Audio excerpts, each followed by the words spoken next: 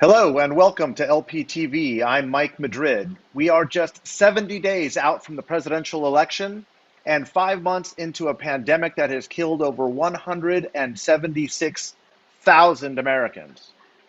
300 plus RNC delegates gathered this morning in Charlotte, North Carolina to officially nominate Donald J. Trump to the Republican ticket.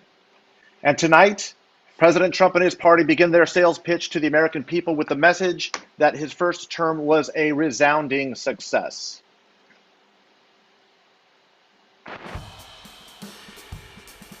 We've accomplished more during the first 3.5 years of this administration than any president in the history of our country. And I'm not even getting, pushback. I've been saying this for 2 years, for 3 years. I used to say for 2 years, for 3 years. 57% of Republicans say the number of dead is acceptable at 170,000 people. QAnon, a conspiracy theory group that the FBI has called a domestic terror threat. The president said he was thankful for the support of people in QAnon. Is that supposed to be a bad thing or a good thing? You can end this controversy right now. Does the president disavow, does he condemn QAnon? Well, listen, we don't even know what it is. I can tell you, you've spent more time talking on it, Chris, than we have in the White House. Unprecedented contacts between Russians and folks on the Trump campaign. The Trump campaign officials welcomed that help. Maybe one of the most stunning was the level of detail of the then campaign manager, Paul Manafort, sharing very specific campaign information with a Russian agent. Steve Bannon was arrested this morning on charges he defrauded donors in an online fundraising campaign to pay for the border wall. Respectfully, sir, it's not just Steve Bannon, it's Roger Stone, it's Michael Flynn, it's Rick Gates, Paul Manafort, Michael Cohen. What's it say about your judgment that these are the kind of people? Well, I know nothing about. I was not involved in the project. I have no idea who was. I was speaking with the president. I mentioned that I was working with We Build the Wall, and he said, will you tell the people you are working with that this project has my blessing? So we are here to break all of that down for you tonight and more. Joining me are my fellow Lincoln Project co-founders, Jennifer Horn, Steve Schmidt, and our communications guru, Keith Edwards. And I hear a rumor, here it is, the Steve Schmidt sighting. We actually were a little bit worried about having him, but we've got him here today. We're going to be talking a little bit about the state of the race before we begin. Trump spoke today after his renomination in Charlotte, delivering a rambling, undisciplined speech focused more on him than on any vision for the country. And in what can only be characterized as a step into the twilight zone, one delegate shouted in response to Trump's reference to President Obama. We have not been able to confirm whether or not that shouting came from either the Confederate wing or the QAnon wing of the party, but we will keep you updated.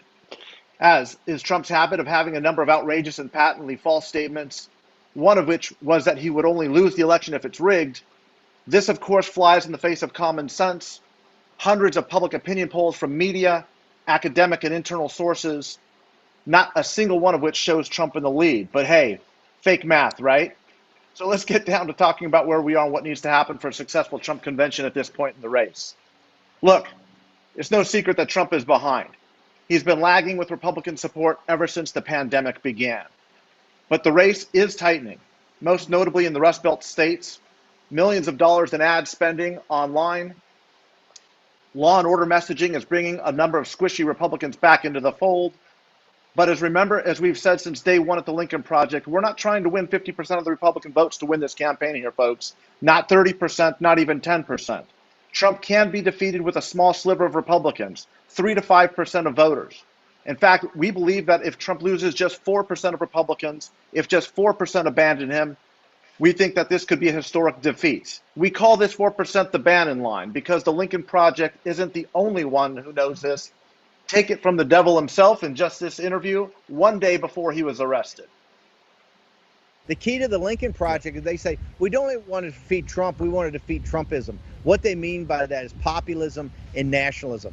These are old school rhinos that are globalists, okay? And they've now applied this, and I think in a very sophisticated, smart way. They're just trying to peel off, they call it the Bannon line, kind of like the old Mendoza line if you're a baseball fan, right? I think Mendoza hit 215. The Bannon line was about 4%. And if they can peel off those voters, it's going to be trouble. We're talking. Remember, we won Michigan and in Wisconsin by the we fought in fog and a mirror, and I think 42,000 votes in Pennsylvania. We won 3 states with under 78,000 votes. I always said we drew an inside straight. We shouldn't fool ourselves about the victory in 16 if you're serious about winning in 20. Steve, you and I are the oldest school rhinos here on the Lincoln Project, so I want to ask you a quick question about where we're at here. You're also the only person who's commandeered as the #1 on the campaign at the presidential level. What is your sense of where things are at this moment in time going into the first night of the Republican convention? Mike, great to be with you tonight, and Jennifer and Keith also. Look, as this quadrennial convocation of the Republican National Committee begins, we're at this moment of great crisis in the country, and Donald Trump's performance is truly the worst of any president in the history of the United States in a crisis. He is the most incompetent, the most inept leader the United States has ever had in a moment of danger to the Republic. We have 172,000 dead Americans. We have 1 million crushed dreams. We have small businesses failing. We have record unemployment. We have a devastated economy. We have a president who has divided the country, stoked a cold civil war, assaulted the rule of law and our other important institutions. He's given moral succor to the world's dictators and autocrats, and to white nationalists and racists here at home who feel emboldened and mainstreamed. He has been a disaster for the United States, putting the country into a national nosedive, precipitating a decline, which frankly, even the most pessimistic analysis and worry about what Trump was going to do on the day that he took the oath of office, he could not have imagined that we would be in the state that we are in. Americans unable to travel abroad, sealed off from the world, the epicenter of a pandemic virus that is raging in this country like it is in no other country in the world. So there's no case, there's no record. We've seen our former party, one of the 2 great political parties in the history of the country, succumb to becoming a cult of personality. There's no platform at this convention. It's an oath of allegiance to Trump and to Trumpism. So as we gather tonight, we gather at an hour of crisis, a moment of profound failure, and we're going to hear from the loony sphere of the Trump world about how everything is going great in America. This is going to be a far-out event, a lot of lying, a lot of gaslighting, a lot of insanity, a lot of hypocrisy, a lot of people projecting their sins onto the very good man who's the Democratic nominee, Joe Biden. Thanks, Steve. Jennifer, I know that this is sizing up to be a very different electoral map than we've seen in a number of years, at least going back to the year 2000. You and I have had a number of conversations about this. Distinct demographics, changing messaging, perhaps no demographic more important than suburban women. I know you made a little bit of news today with the Lincoln Project and a big launch. Would you tell us a little bit about what the Lincoln Project is doing to bring this female demographic home in a way that is unique as Republicans and allies to make sure that there's a difference and a resounding defeat of Donald Trump?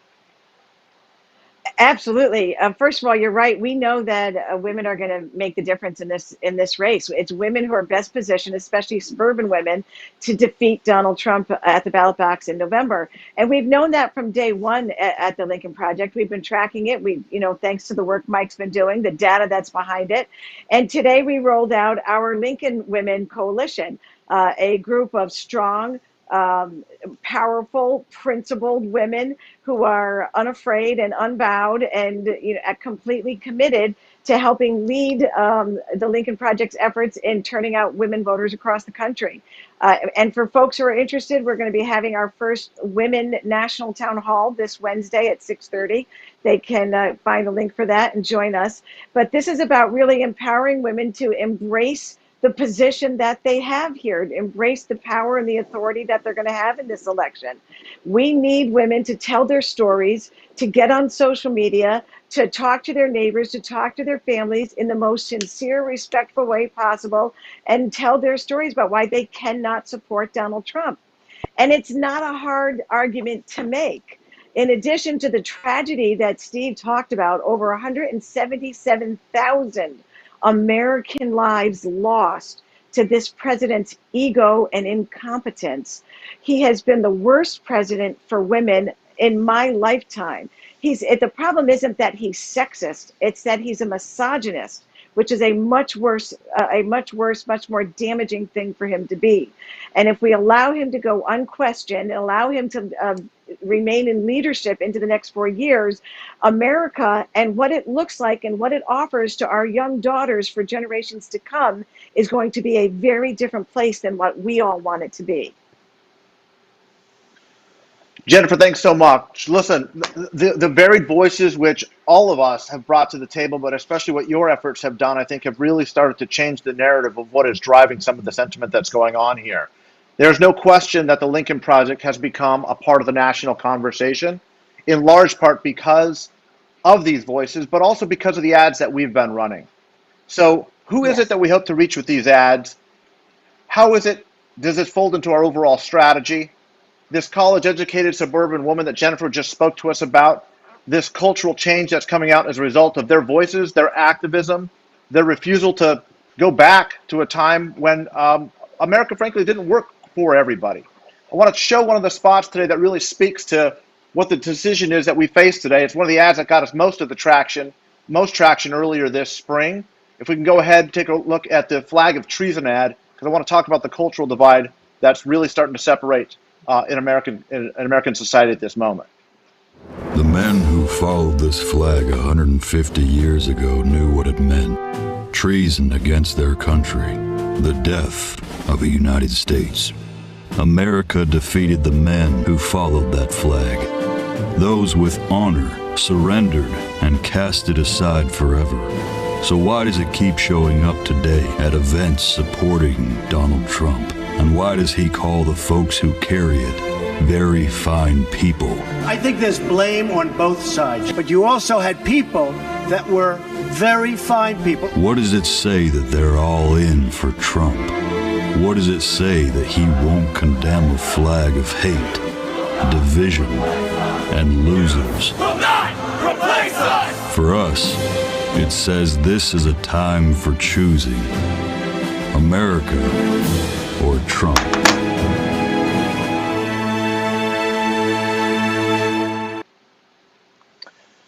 Wow, that's, again, a dishy ad there. It's one I think the most impactful we've run. This ad did more to eliminate the Confederate flag in 30 seconds than perhaps all previous Republican efforts of the past 30 years. After the Lincoln Project ran this ad, the United States Marine Corps, the Navy, NASCAR, and the state of Mississippi all chose to remove the symbol of treason. Keith, coming to you now from a communications and message standpoint, I want you to talk a little bit about the cultural divide. Some of the things that are happening out there in not just popular culture, but with different dimensions of the Republican coalition that you're seeing as the communications and message person that's starting to make a difference. Well, yeah, thank you for having me. I see there's a really clear divide between two Americas right now. There's one America that believes in facts. There's one America that believes in science. There's one America that believes in every person should have life, liberty, and the pursuit of happiness. There's another America that believes in none of those things. And they believe in QAnon. They believe in a person named Donald Trump to give them guidance. And two Americas are separated just only by fact. Steve, can you round this out a little bit too? I want to get your perspective on this. I know that you've had a hand in development of a lot of the advertisements that have gone on. And of course, we've relied on your sage advice as somebody who has been in a presidential campaign at this level a number of times. You've also done a lot of national campaigns beyond just those presidential races. Talk to us a little bit about some of the thematics, how they come about, and how you guys develop some of the ideas that start to drive those changes in the Republican coalition. Well, we're trying to talk about a couple of issues. We're trying to talk about COVID. We're trying to talk about the economy. We're trying to talk about his racism. We're trying to talk about his corruption. We're trying to talk about his incompetence. And we've all lost something. He has wrecked the American way of life. So a theme that you see in a lot of our ads is on the one leg, of the ad, you see us talking about loss, but through a prism of grief. And then sometimes you hear us talking about loss through a prism of righteous anger. And those themes, I think you can find in a lot of the ads, a lot of the advertisements. All of the ads are truthful. There's no embellishments. There's no exaggerations in them. There's no ad that's not been an entirely clean hit on Trump and Trumpism. They're accurate, they're truthful, and they're devastating because they tell the truth about Donald Trump in an unvarnished way. And I think that we played an important role in bringing the fight to Donald Trump. In the end, just like 4 years ago, the person who the race is about is going to be the person who loses the race. 2016, the race was about Donald Trump for 99% of the race, and he was losing. James Comey helped make it about Hillary Clinton in the last week of the race, and Donald Trump won by 78,000 votes. We want to keep the focus on Donald Trump. We want to keep the focus on his performance as the worst president in the history of the country. And obviously, there's a category of ads that we've run that are intended to reach an audience of one, and that's Donald Trump. And so, it was Keith right there who made the initial move to make fun of Trump for his inability to walk down the ramp at West Point, for his feebleness in sipping water. And when Donald Trump had his comeback rally in Tulsa, what happened? Donald Trump talked for 45 minutes about walking down the ramp and drinking water. So these attacks that go to his ego destabilize him and make him act crazier and help him reveal himself in full to the American people. The more he does that, the more he attacks us, the more days that we can help buy Joe Biden, and the more days the other outside groups that we work in partnership with can help buy days for Joe Biden is part of a successful effort. And look, at the end, we are part of a coalition of many, many groups that are in a fight to preserve American democracy from this most vile, illiberal, and autocratic of presidents who's desecrated his office for 3.5 years. And Jennifer, I want to move that point a little bit further down the road here. I think Steve's exactly right, of course, but I want you occupy a unique spot in the Lincoln Project team. You actually have been a candidate for office and a chairwoman of a state party, meaning you've actually had to go get votes from people. That's kind of not what a lot of the rest of us tends to do. I want you to talk about what you're seeing that's working, what's sticking, what's connecting with people out there. Why has this touched a nerve, and how is that communications program rolling out in an effective way? Well, I think there's a lot that's kind of wound into this together. And to Steve's point, or maybe it was Keith who said it, the reason these ads are so effective is because they're true, because they're honest. And that's what's really touching people. Mike, you might remember at the beginning of all this, when we all first came together, our leader, John Weaver, he called us the coalition of the decent. And I think that that's what the persuasive element of all of this is. Because who is the Lincoln Project targeted voter? It's those Republican voters and right-leaning independents who recognize the indignity and indecency of this president, and they know they cannot support him, and they're trying to decide now, can they vote for a Democrat? Can they support Joe Biden? So I try to come at this from the perspective that we are a persuasion organization, and we are supposed to be the coalition of the decent to reassure these Republicans that there is a better path, there's a better future for our country, there is a better choice that they can make than Donald Trump. And Joe Biden, who is an incredibly decent guy, is he going to be a conservative president or a Republican president? No. But will he return steadiness and leadership and constitutional vision and really decency to the White House so that we can all go forward and be proud of the leadership in America? Yeah, he will. And that's what this is all about. And part of that movement, part of that change that I think that we've all been seeing is reflected in just the sheer volume of Republicans who in the past couple of days and or weeks have come out in support of the Lincoln Project. Former RNC Chairman Michael Steele came out today. just I think either earlier yesterday or today, for getting more than 24 former GOP elected officials, including former Senator Jeff Flake of Arizona, endorsed Joe Biden, using the exact same words and terminology, Jennifer, that you just used. Flake cited the need for someone who will stop the chaos and reverse the damage. He plans to vote for Biden and not for President Donald Trump again, basically because of the sheer decency and the character required in somebody who's going to lead us from the Oval Office. Keith, talk to me about the impact, not just about the who is coming out, former Republican elected officials, but just the sheer volume. What does that do in terms of moving the needle and giving some of those Republican voters that we've been targeting as an organization the ability to give them a little bit of wiggle room in order to move off of Donald Trump? Well, I think part of the genius of this Lincoln Project is that we are giving Republicans and independents a safe place to harbor that isn't in the Democratic coalition. It's not in the DNC. It's not in the wing of AOC and the squad. It's not with Nancy Pelosi. But we have a spot where Republicans and independents feel safe and they feel like they can have an identity that's true to their values, but allows them the opportunity to still vote with their conscience. And I think that's a really important distinction to make, that the Lincoln voter is someone that understands that the policy that we all disagree on, that whether it's the tax rate, whether it's healthcare, or any of those what are relatively smaller fights than saving our democracy, we give them an opportunity to say that we can have those discussions after we take care of the emergency that's in front of us. And that is what's in front of us, is a total emergency. If Donald Trump gets reelected,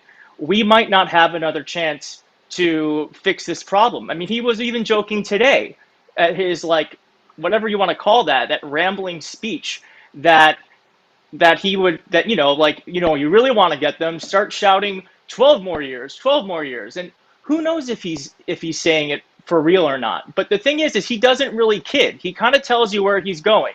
And so it's a dangerous time in the country. And thankfully we have a spot for Republicans and independents to land that allows them to vote with their conscience and not sit this one out.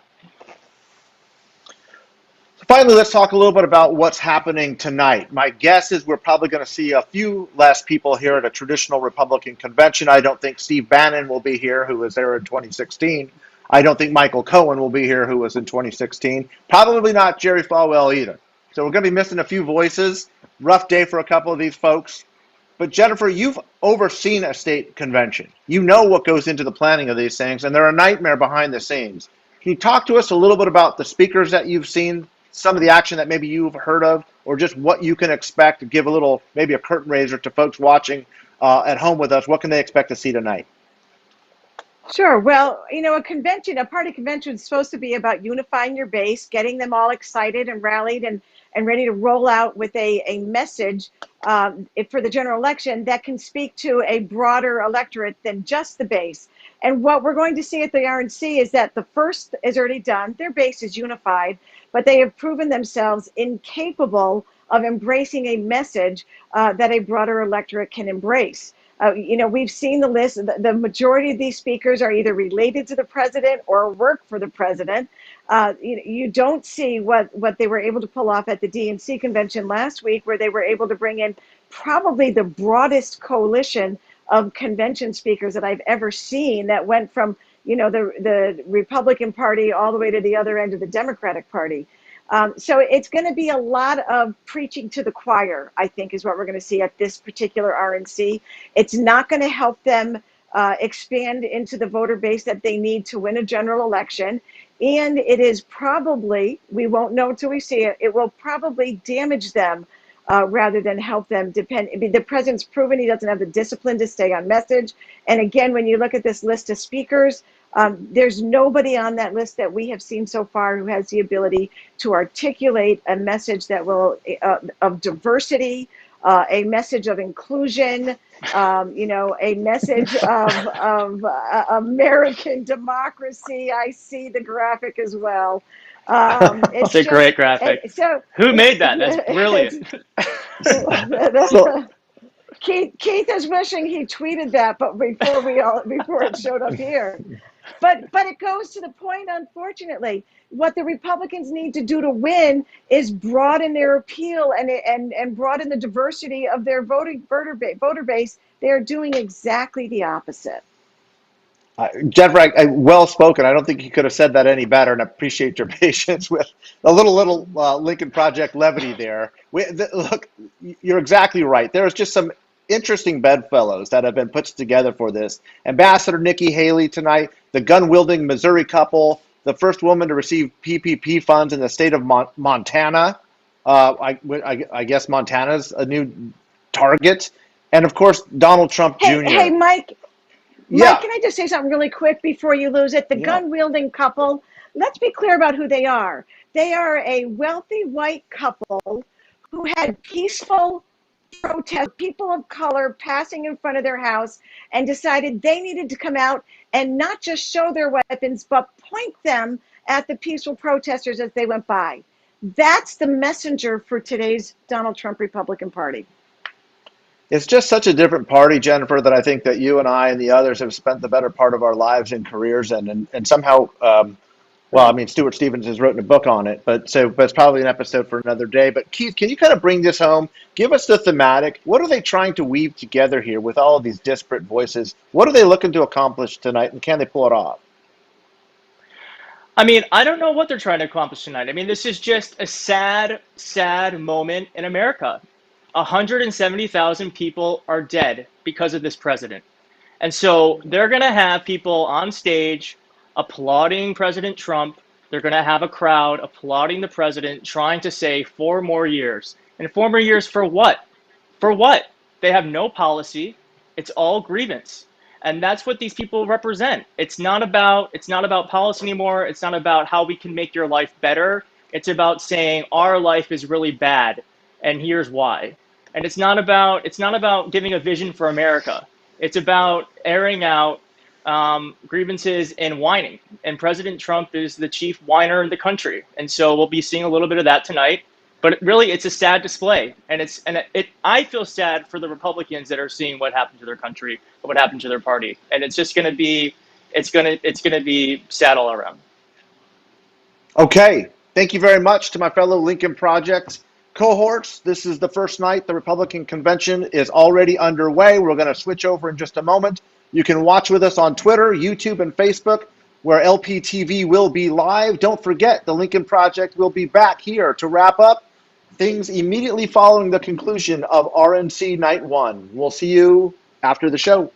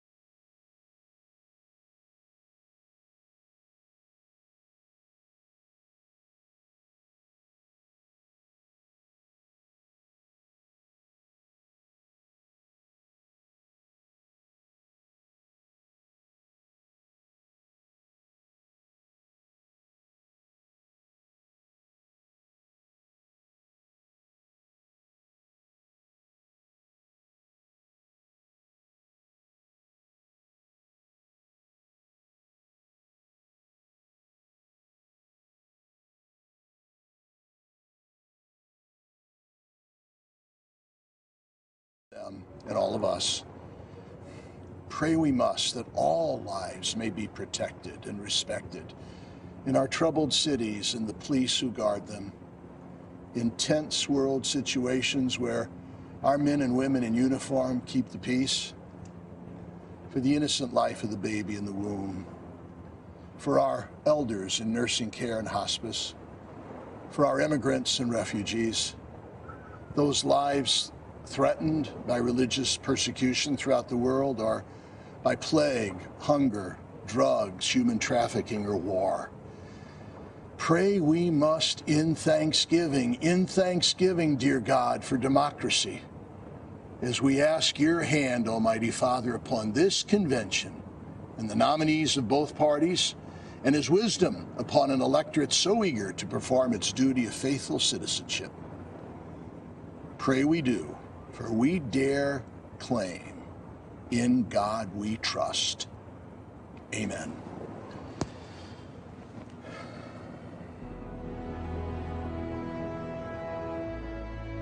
I pledge allegiance to the flag of the United States of America and to the republic for which it stands, one nation, under God, indivisible, with liberty and justice for all.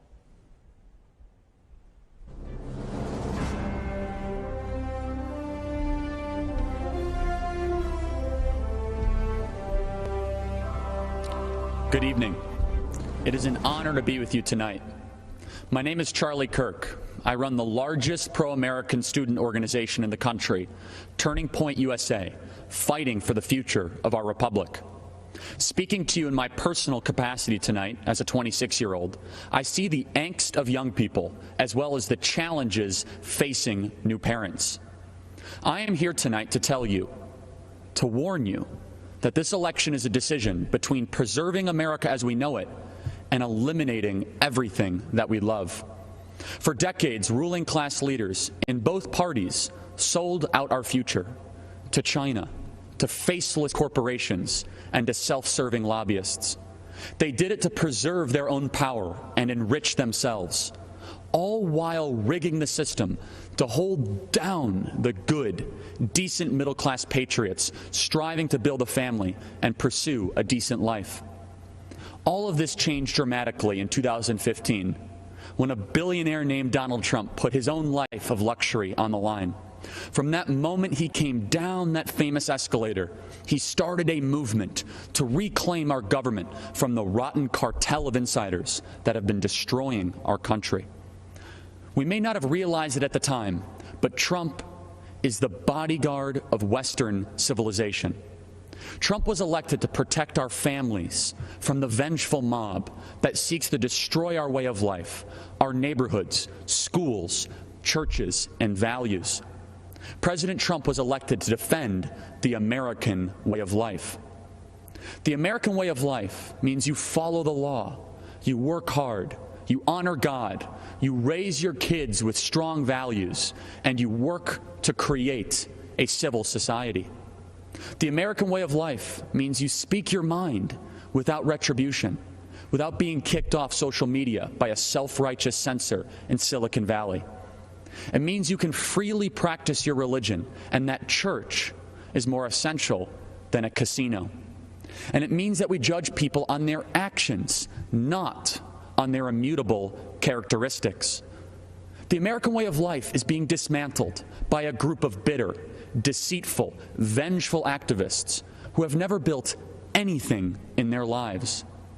They have us locking up pastors while releasing violent criminals from prison. We are kicking doctors off of social media, yet promoting Chinese state-funded propaganda on major tech platforms. This election is the most critical since 1860, when a man named Lincoln was elected to preserve the Union from disintegration.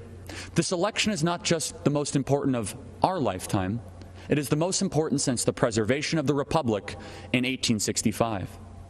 By re-electing Trump, we will ensure that our kids are raised to love our country and respect its founding fathers, not taught to hate or be ashamed of them. We will build monuments to heroes, not burn down our cities.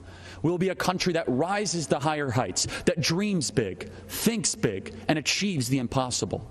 A country that values our remarkable journey, the complexities of our past, but clearly communicates to the next generation that we have to be grateful, not angry, that we live in the United States. We will be a country that makes it easier to have many children, live quiet and peaceable lives, and worship your God without a tyrant getting in the way. We will be a country that has its best 100 years ahead. We will build a future where America remains the greatest country ever to exist in the history of the world. All of that is within our grasp if we secure 4 more years for the defender of Western civilization, our champion, my friend, the 45th President of the United States, President Donald J. Trump.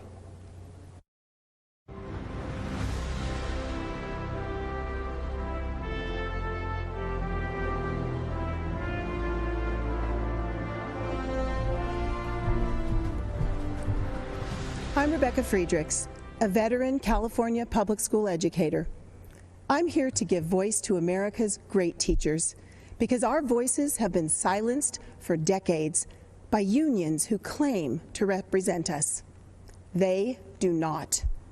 When other dedicated teachers and I served within the unions, we spoke up in defense of children, parents, scientific fact, and American values.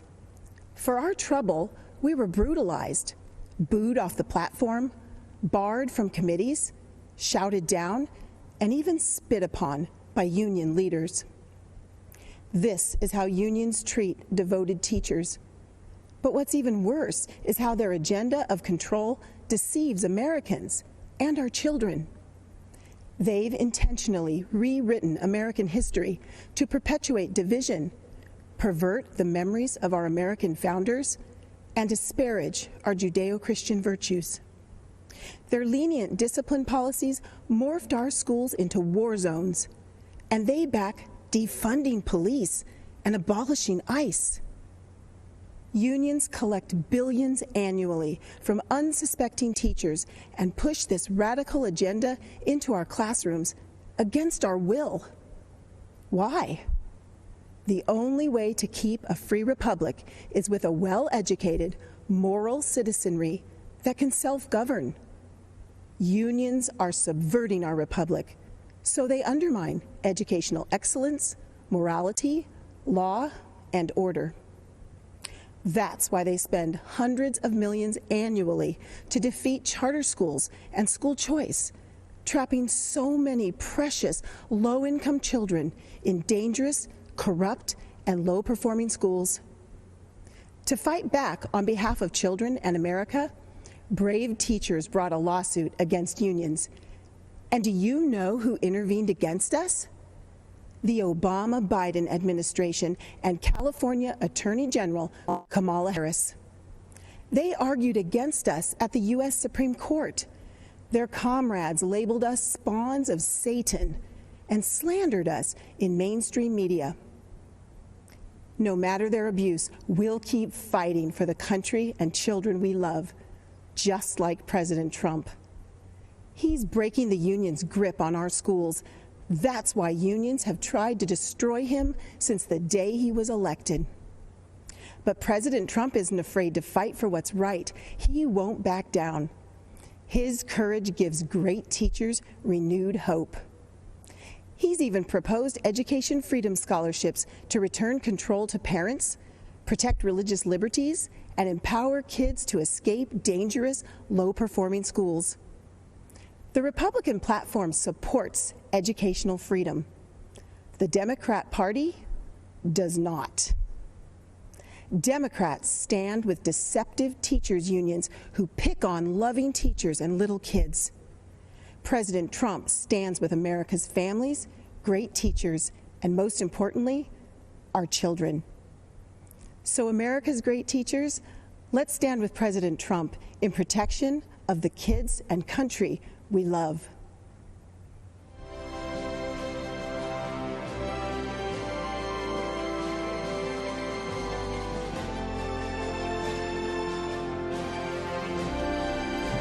I am so grateful to speak with you today. My name is Tanya Weinreis. I am from Montana, where I live with my husband, my hero, a Marine and retired police officer. My husband and I own Mountain Mud Espresso. We are not some multinational corporation.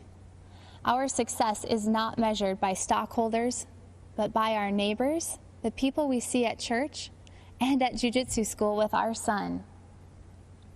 Mountain Mud Espresso is the American story. A story not just for entrepreneurs, but for millions of hardworking men and women who are building their American dream every day.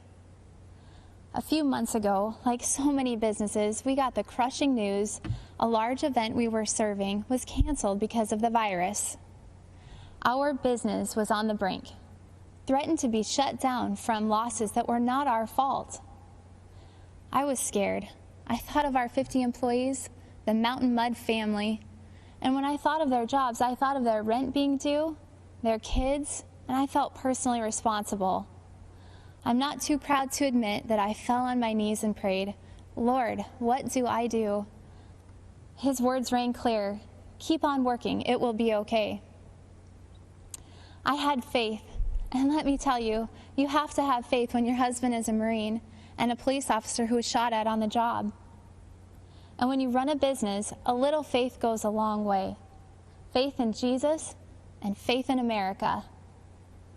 But I'm worried we have a generation of Americans who have been told that the American dream doesn't exist. That's a lie. I know because I live that dream. It's why I feel so strongly that we need a president who believes in the American dream like President Donald Trump, now more than ever. I am so thankful that my prayers for help were answered. My company was one of the first to receive a PPP loan, and praise God, it has been a lifesaver. Not only were we able to keep every single employee, but we've been hiring weekly ever since. I feel for local businesses across America who are under assault from shutdowns, from riots, and now facing the terrifying prospect of Joe Biden coming after everything we've built. I am so grateful we have leaders like President Trump standing up for local businesses like mine. Thank you, President Trump. It is exciting to be part of the great American comeback story.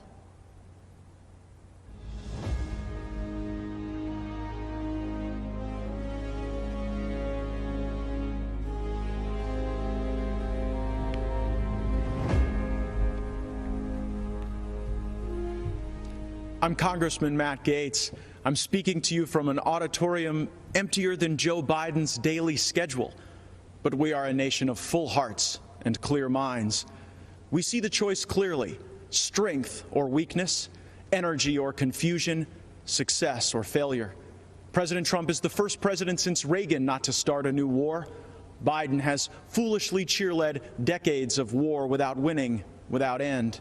President Trump knows we are strongest when we fight hardest, not in distant deserts, but for our fellow Americans. We must fight to save America now, or we may lose her forever. Joe Biden might not even notice. Settle for Biden. That's the hashtag promoted by AOC and the socialists. The Woketopians will settle for Biden because they will make him an extra in a movie written, produced, and directed by others. It's a horror film, really. They'll disarm you, empty the prisons, lock you in your home, and invite MS-13 to live next door. And the police aren't coming when you call. In Democrat-run cities, they're already being defunded, disbanded. Blaming our best and allowing society's worst, that's the story they write in Hollywood. That's if the lights even stay on in California anymore. A state that cannot keep power running for its own people should not send its junior senator to be vice president. They used to write only in fiction, but nightmares are becoming real. Cops killed, children shot. At the Democrat convention, they say, if you vote against Trump, it will all stop. Appeasement is never a winning strategy. No, we won't settle for violence in our neighborhoods or at our border. We won't settle for decades of bad decisions by basement-dwelling Joe Biden. We settle a continent. We know that the frontier, the horizon, even the stars belong to us. Donald Trump, like all builders, is a visionary. That which is built in the mind is even more powerful than the brick and mortar that holds it together. First comes the mind, then the making. First comes the vision, then the work. Washington, Lincoln, and Jefferson are immortal precisely because of the pull they have on our imagination. You cannot cancel a culture that loves its heroes. The dangerous left need America to be weaker to accomplish their goal of replacing her. We know that to make America great again, we must first make something of ourselves. That is the meaning of true strength. My great-grandfather was a railroad man.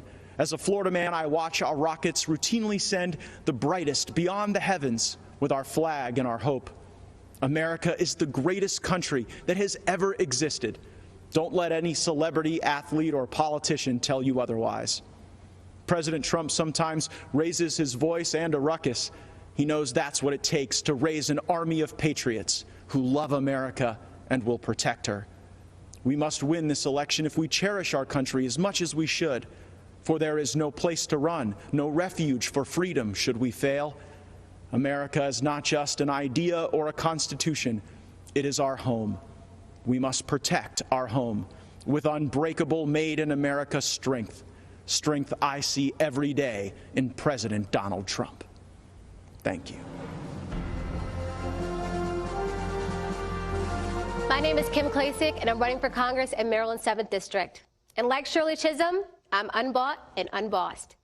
Let me remind you, the Democrats have controlled this part of Baltimore City for over 50 years, and they have run this beautiful place right into the ground. Abandoned buildings, liquor stores on every corner, drug addicts, guns on the street, that's now the norm in many neighborhoods. You'd think Maryland taxpayers would be getting a whole lot since our taxes are out of control. Instead, we're paying for decades of incompetence and corruption. Sadly, the same cycle of decay exists in many of America's Democrat-run cities.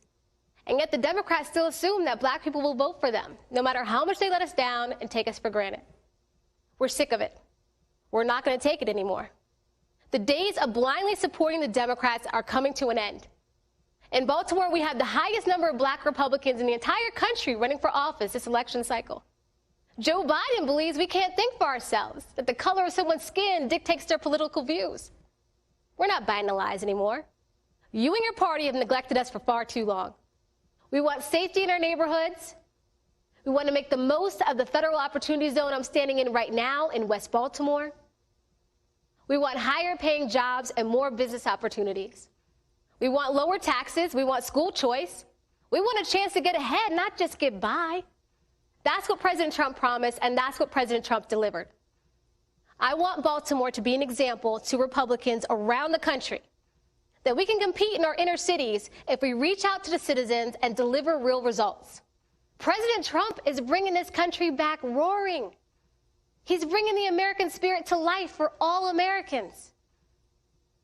So I'm asking you to help President Trump complete this great American comeback. And then I'm asking you to help me start this great Baltimore comeback. Thank you, and God bless America.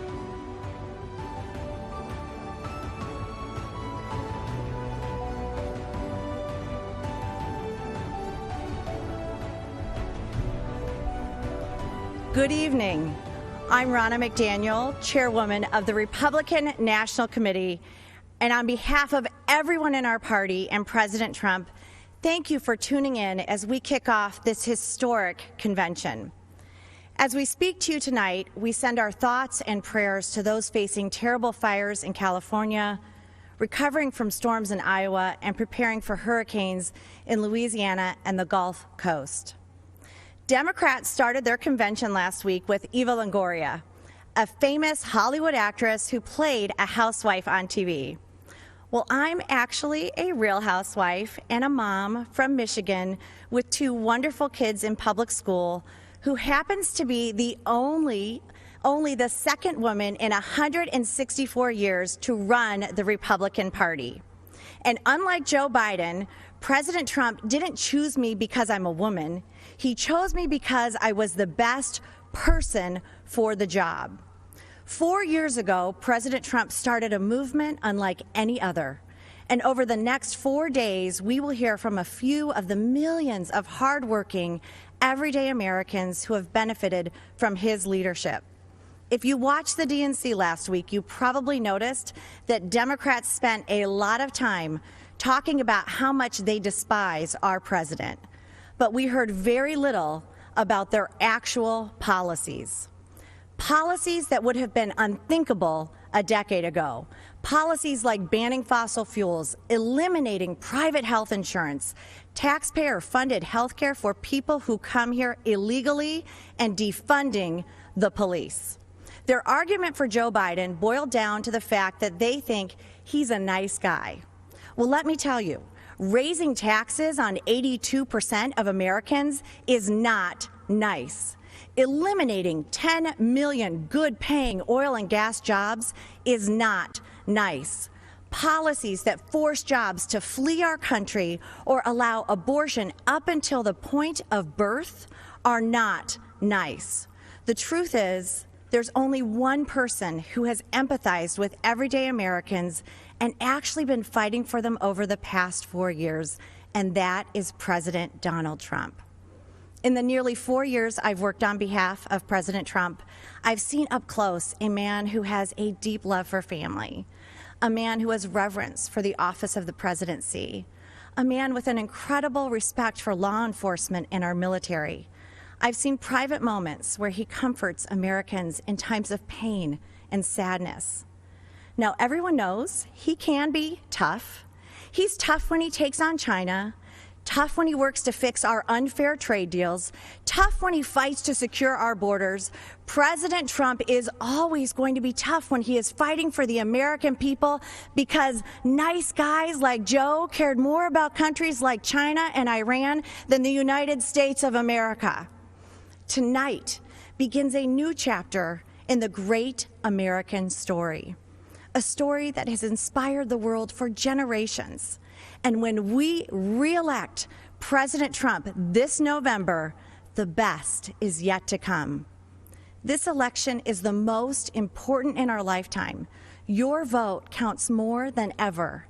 If you want to check your voting status, secure your ballot, or register to vote, text VOTE to 88022. Earlier today, President Trump and Vice President Pence came to North Carolina to thank our delegates for unanimously renominating them to a second term. Our official roll call and the business of our Republican convention was conducted today in Charlotte. We have created a short video to symbolize the excitement for President Trump across all 50 states and territories. Thank you for watching. God bless you, and God bless the United States of America.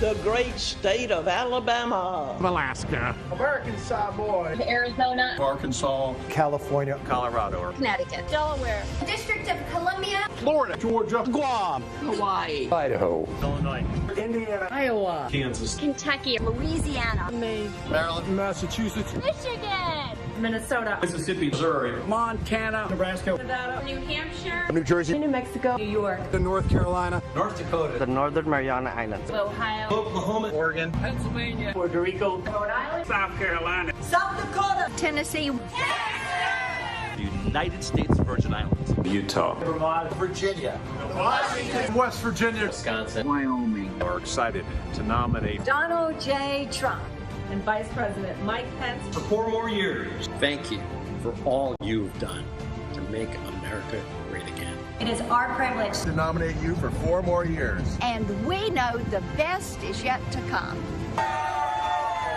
Trump 2020! 4 more years. 4 more years! 4 more years! 4 more years! 4 more years! 4 more years! 4 more years! 4 more years!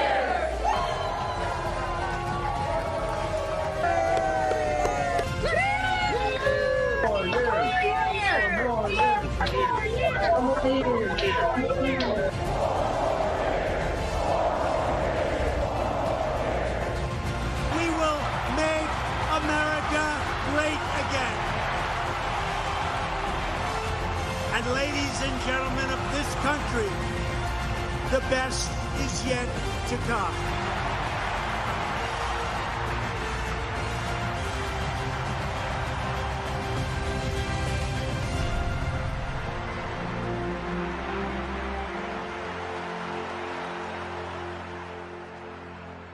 I didn't back down from my promises, and I've kept every single one. This current administration had made hope possible.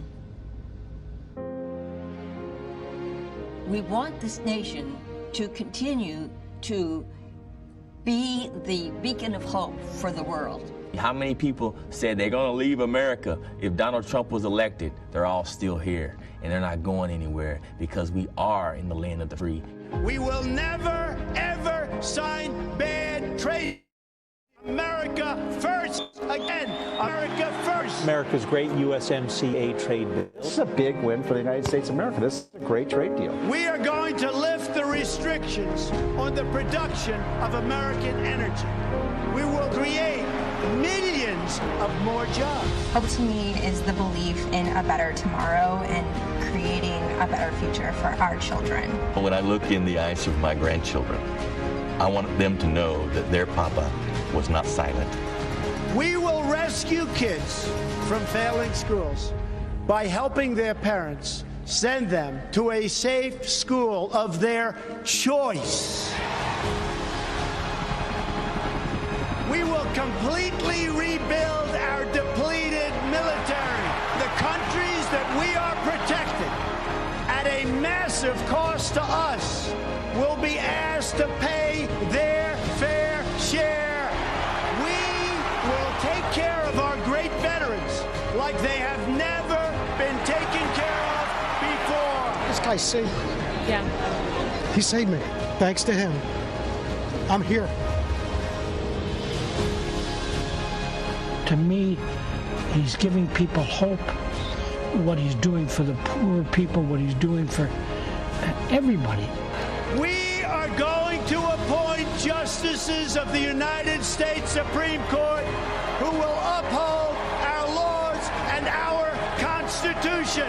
Why supporting law enforcement is so important for keeping America great. As long as I'm president, I will never defund your police, that I promise you. It's time to deliver a victory for the American people. We are going to start winning again. It's called Promises Made, Promises Kept.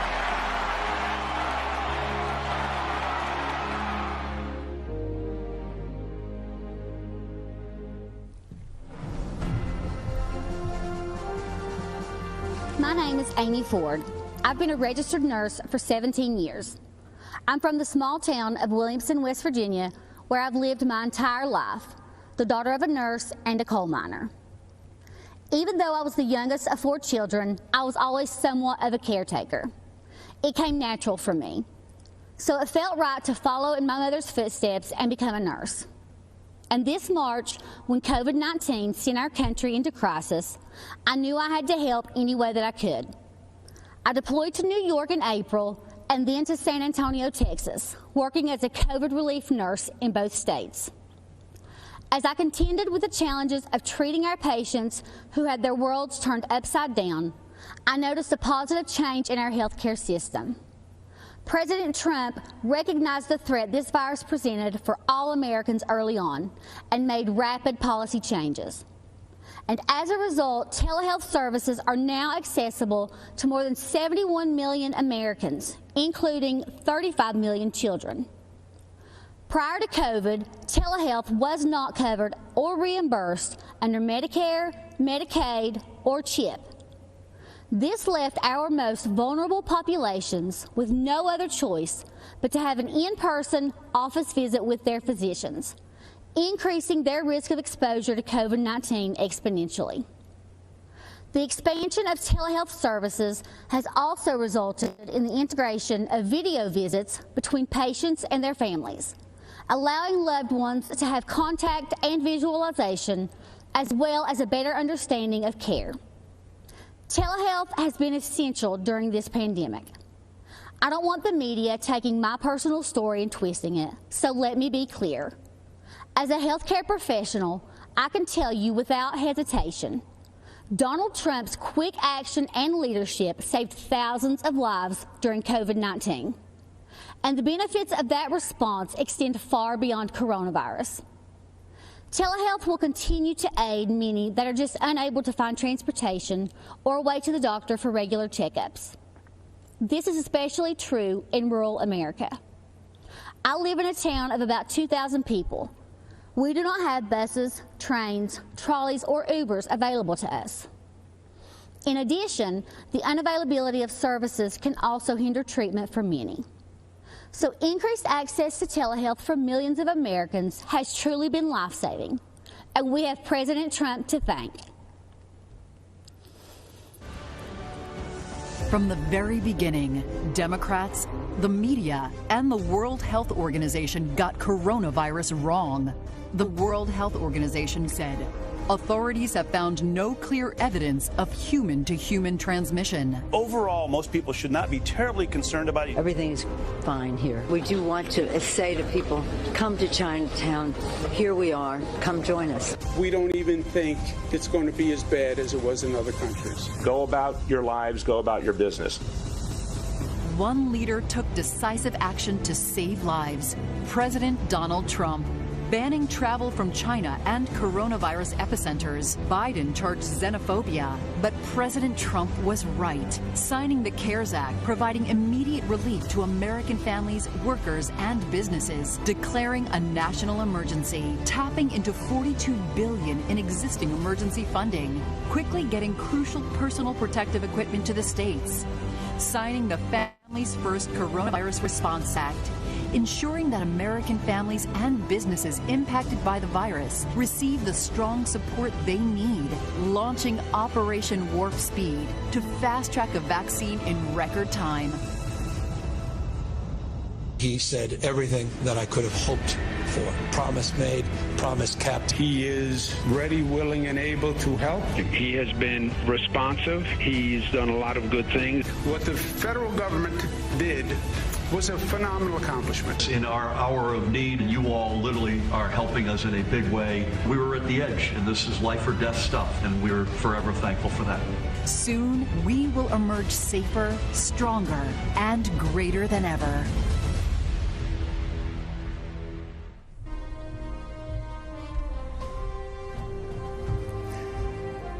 I am Dr. G.E. Ghali, an oral and maxillofacial surgeon and chancellor of a large academic medical and research center in Louisiana. I feel uniquely positioned to share how President Trump's decisive leadership led to a rapid and efficient response to the coronavirus pandemic. I know this as a health professional and as someone who has recovered from COVID himself. The COVID-19 pandemic exploded into our great nation with an intensity unparalleled in history. But our medical investigation and drug development systems were not designed for a pandemic. The devastating effects of the coronavirus demanded immediate changes at the regulatory level. A prompt response led by President Trump cleared away the red tape that usually makes drug approvals a long and drawn-out process. By harnessing the resources of the federal government and the private sector, President Trump's Operation Warp Speed is accelerating the testing, supply, development, and distribution of therapeutics, diagnostics, and very shortly, effective vaccines to counter COVID-19. Let me give you 3 clear examples of how President Trump's leadership removed regulatory barriers so COVID patients could have faster access to effective therapies and diagnostics. First, on February 26, 2 phase 3 clinical trials studying remdesivir were initiated. Just 2 months later, the FDA approved remdesivir for emergency use to treat COVID-19. Normally, this is a 3 to 5 year process. The amazing speed with which this happened in a safe but efficient manner is unheard of. Second, the FDA granted expanded access to COVID-19 convalescent plasma. Within 24 hours of this approval, we were administering convalescent plasma and remdesivir to a critically ill patient, a former Army Ranger and physician.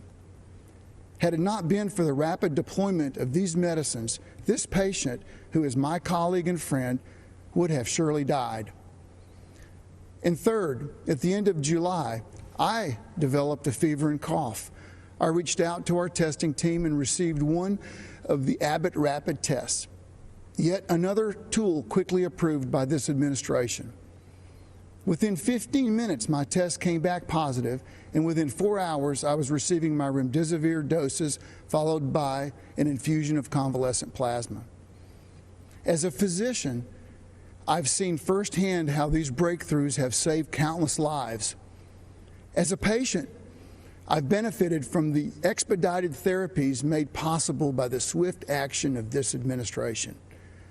President Trump truly moved mountains to save lives, and he deserves credit. Thank you, President Trump, for providing timely access to critical diagnostics and therapeutics during this pandemic. Thank you, Mr. President, for your strong leadership in these challenging times.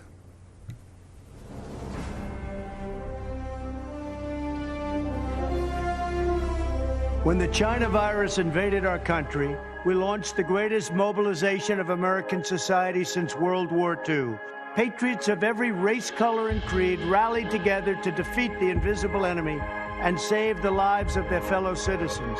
Today, our hearts overflow with appreciation for the incredible frontline workers who risk their own health and safety to keep America strong and safe.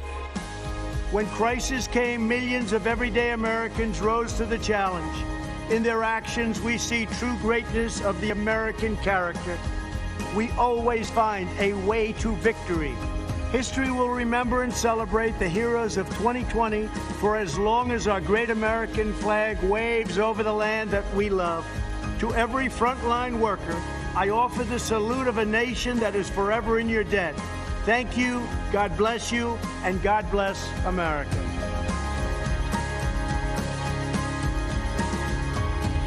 These are my friends. These are the incredible workers that helped us so much with the COVID.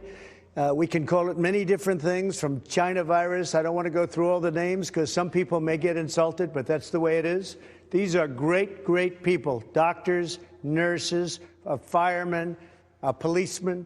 We want to thank you all. You have been incredible, and we want to thank you and all of the millions of people that you represent. Thank you all very much. Great job.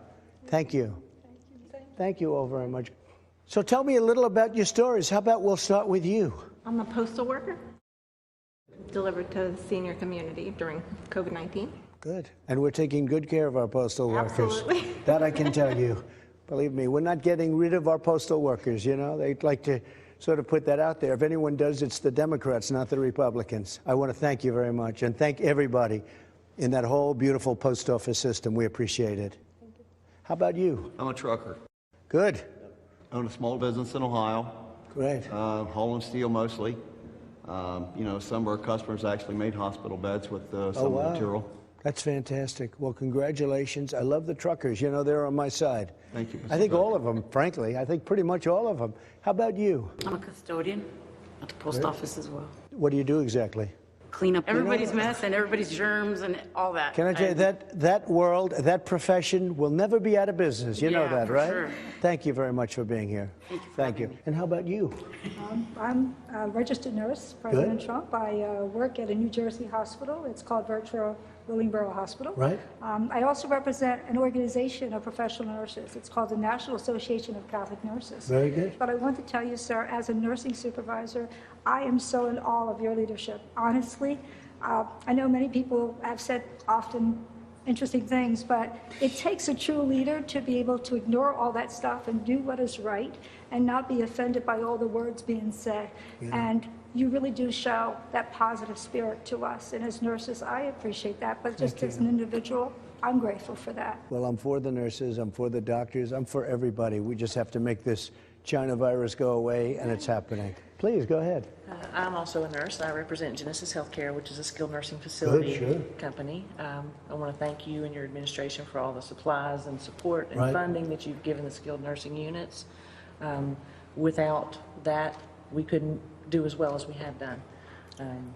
I spent some time in New Jersey. I live in West Virginia, went to New Jersey and did some work there, and we finally started to see things change and turn around. I appreciate what you said, because We have delivered billions of dollars of equipment that governors were supposed to give, and in many cases, they didn't get. So the federal government had to help them, and all of the people that did this incredible work, they never got credit for it. But you understand where it came from. Thank you very much. Thank you both. It's really nice. Please, go ahead. I'm a police officer in Englewood, Colorado, and I contracted COVID in late March and recovered. That means we don't have to be afraid of you at all, right? I'm good to Once go. you're recovered, you know, we have the whole thing with plasma happening. That means your blood is very valuable. You know that, right? Thank you very much. Great. Please. I'm a detention deputy at the Kern County Sheriff's Department out in California. Great. And I also contracted COVID end of March and recovered from that also. How long was your problem? I was sick about 10 days, really bad. I got everything besides a cough, but recovered. I was off work for a month and a half, and I work in our local county jails. Did they do anything specifically to help you recover? They gave me Z-Paks medication, cough syrup. Okay, and I won't even ask you about the hydroxychloroquine because it's a shame what they've done to that one, but I took it. I took the Z-Pak also, and zinc. I want to thank you all very much. It's an honor to have you in the White House. You're fantastic people, and the people you represent an incredible group of people, and we love you all. Thank you very much. Thank you very much. Appreciate it. Good evening. I'm Congressman Jim Jordan, representing the 4th District of Ohio. The Republican Party is the pro-America party. President Trump is the pro-America candidate. This election is about who can preserve the values, principles, and institutions that make America great. Don't believe me? Look at what's happening in American cities. Cities all run by Democrats. Crime, violence, and mob rule. Democrats refuse to denounce the mob, and their response to the chaos? Defund the police, defund Border Patrol, and defund our military. And while they're doing all this, they're also trying to take away your guns. Look at the positions they've taken in the past few months. Democrats won't let you go to church, but they'll let you protest. Democrats won't let you go to work, but they'll let you riot. And Democrats won't let you go to school, but they'll let you go loot. President Trump has fought against each of their crazy ideas. He's taken on the swamp, all of the swamp, the Democrats, the press, and the never-Trumpers. And when you take on the swamp fights back. They tried the Russia hoax, the Mueller investigation, and the fake impeachment. But in spite of this unbelievable opposition, this president has done what he said he would do. Taxes cut, regulations reduced, economy growing, lowest unemployment in 50 years, out of the Iran deal, embassy in Jerusalem, hostages home from North Korea, a new USMCA agreement, and of course he's building the wall and rebuilding our economy as we speak. I love the president's intensity and his willingness to fight every day in Washington for our families. But what I also appreciate about the president is something most Americans never get to see, how much he truly cares about people. Our family has seen it. 2 years ago, our nephew Eli was killed in a car accident. He lived a mile up the road from us, grew up wrestling and training with our boys, was a high school state champion, varsity athlete for the University of Wisconsin. It was a Saturday morning, 3 days after the accident. I walked to the car to head up to Eli's parents' home when the president called. We talked about a few issues, and then he asked how the family was doing. I said, "They're doing okay, Mr. President, but it's tough."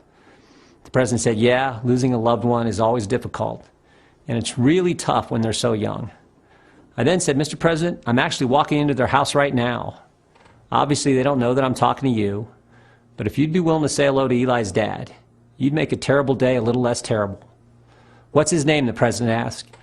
I walked through the door and said, "Todd, the president wants to talk to you." For the next 5 minutes, family and friends sat in complete silence as the president of the United States took time to talk to a dad who was hurting. That's the president I've gotten to know the last 4 years. The president who shared private moments like this with soldiers, victims of violent crime, and people who've had businesses destroyed by the mob. That's the individual who's made America great again, and who knows America's best days are still in front of us. And that's why I'm busting my tail to help him get reelected. I'm asking you to do the same. Thank you, and God bless our country. I'm not an actor, a singer, or a politician. I'm Herschel Walker. Most of you know me as a football player, but I'm also a father, a man of faith, and a very good judge of character. I've known Donald Trump for 37 years, and I don't mean just casual ran into him from time to time. I'm talking about a deep personal friendship. I watched him as an owner of a professional football team. Right after he bought the team, he set out to learn. He learned about the history of the team, the players, the coaches, every detail. Then he used what he learned to make the team better. I watched him in the boardroom. He can be in the middle of a big meeting, but if one of the kids was on the phone, he dropped everything to take the call. He taught me that the family should be your top priority. I watched him treat janitors, security guards, and waiters the same way he would treat a VIP. He made them feel special because he knew they were. He understands that they are the people who make this country run. They clean, they cook, they build, they drive, they deliver. He told me, Herschel, make an effort to get to know people. Remember their names. That stuck with me. One time, I planned to take his kids to Disney World with my family. At the last minute, Donald said he'd like to join us. So there he was, in a business suit, on It's a Small World ride. That was something to see. It just shows you what a caring, loving father he is. It hurt my soul to hear the terrible names that people call Donald. The worst one is racist. I take it as a personal insult that people would think I've had a 37-year friendship with a racist. People who think that don't know what they're talking about. Growing up in the Deep South, I've seen racism up close. I know what it is, and it isn't Donald Trump. Just because someone loves and respects the flag, our national anthem, and our country, doesn't mean they don't care about social justice. I care about all those things. So does Donald Trump. He shows how much he cares about social justice in the black community through his actions. And his action speaks louder than stickers or slogans on a jersey. He keeps right on fighting to improve the lives of black Americans and all Americans. He works night and day. He never stops. He leaves nothing on the field. Some people don't like his style, the way he knocks down obstacles that get in the way of his goals.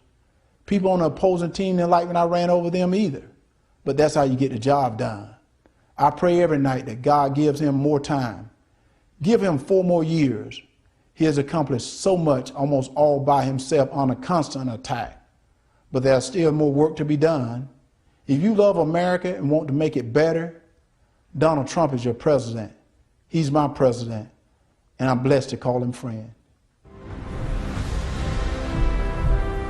Good evening. I'm Natalie Harp, a formerly forgotten American from California. In the classic Jimmy Stewart film, It's a Wonderful Life, George Bailey is given a great gift, the chance to see what the world would be like without him.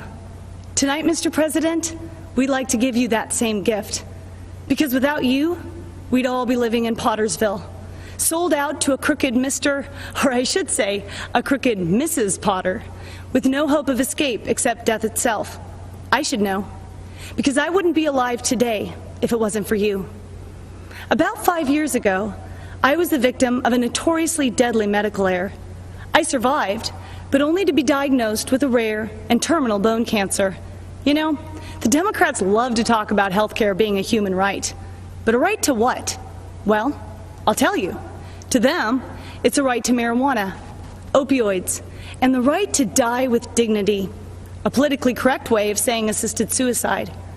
I was told I was a burden to my family and to my country, and that by choosing to die early, I'd actually be saving the lives of others by preserving resources for them, rather than wasting them on a lost cause like myself. And when I failed the chemotherapies that were on the market, no one wanted me in their clinical trials. I'd make them look bad. They didn't give me the right to try experimental treatments, Mr. President. You did. And without you, I'd have died waiting for them to be approved. Now with the coronavirus, everyone knows what that feels like to be waiting for a cure. But we've only been waiting a few months. Just imagine what 2020 would have looked like, fighting for your life, without Donald Trump fighting for it too. In January, there would have been no China travel ban. Millions would have died. Millions more would have been infected. For there'd be no record levels of testing, no right to try treatments, no fast track for a vaccine, nor Operation Warp Speed ready to deliver it. And without Donald Trump as our patient advocate for the past 4 years, well, the opioid epidemic would have stolen even more lives from even more families. Kidney patients would have no future except dying on wait lists, for there'd be no initiative to increase donations. There'd still be no accountability at the VA, and our brave veterans would still be suffering long wait times with no choice nor access to faster care. Insulin and other drug prices would have continued to rise, while a record number of generic drugs would still be stuck in the pipeline. There'd be no price transparency. We wouldn't have health plans up to 60% cheaper than Obamacare, and we'd still be stuck with that infamous individual mandate. And God forbid what the next 4 years would look like. For in Joe Biden's America, China would control our drug production. We'd be one step closer to government-run health care. We wouldn't just be unable to keep our doctors, we'd be lucky if we could see any doctor. And even then, some of us would be denied care. For in socialized medicine, you don't beat the odds, you become the odds. And I would lose my right to try, just like Charlie Gard, that terminally ill British baby whose government-run healthcare system decided it was too expensive and too cruel to keep him alive. You see, Mr. President, you've done so much more than your promises made and promises kept. For numbers only tell part of the story. We are the rest of it. Facts with faces of Americans who would still be forgotten if you and our favorite First Lady hadn't given up your own wonderful life so we could have the chance at one. George Bailey's father was right. All you can take with you is that which you've given away. And Mr. President, that makes you the richest man in the world, for you have used your strength to make America strong again. Sacrificed the life you built to make America proud again. And you risked everything to make America safe again. It's a wonderful life. You made America great again. And on November 3rd, we are going to keep America great.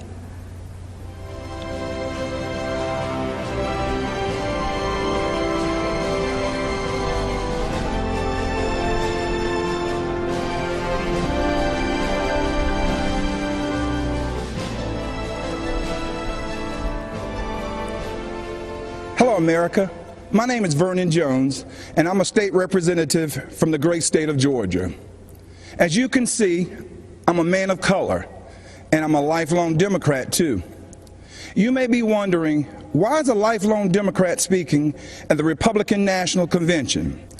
And that's a fair question, and here's your answer. The Democratic Party does not want black people to leave their mental plantation. We've been forced to be there for decades and generations.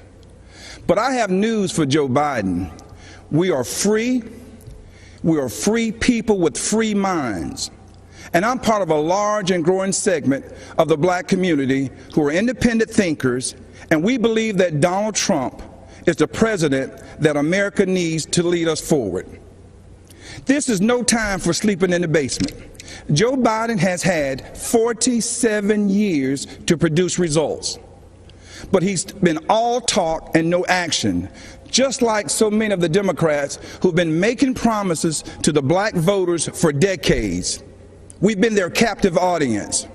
When President Trump sought to earn the black vote, the Democratic Party leaders went crazy.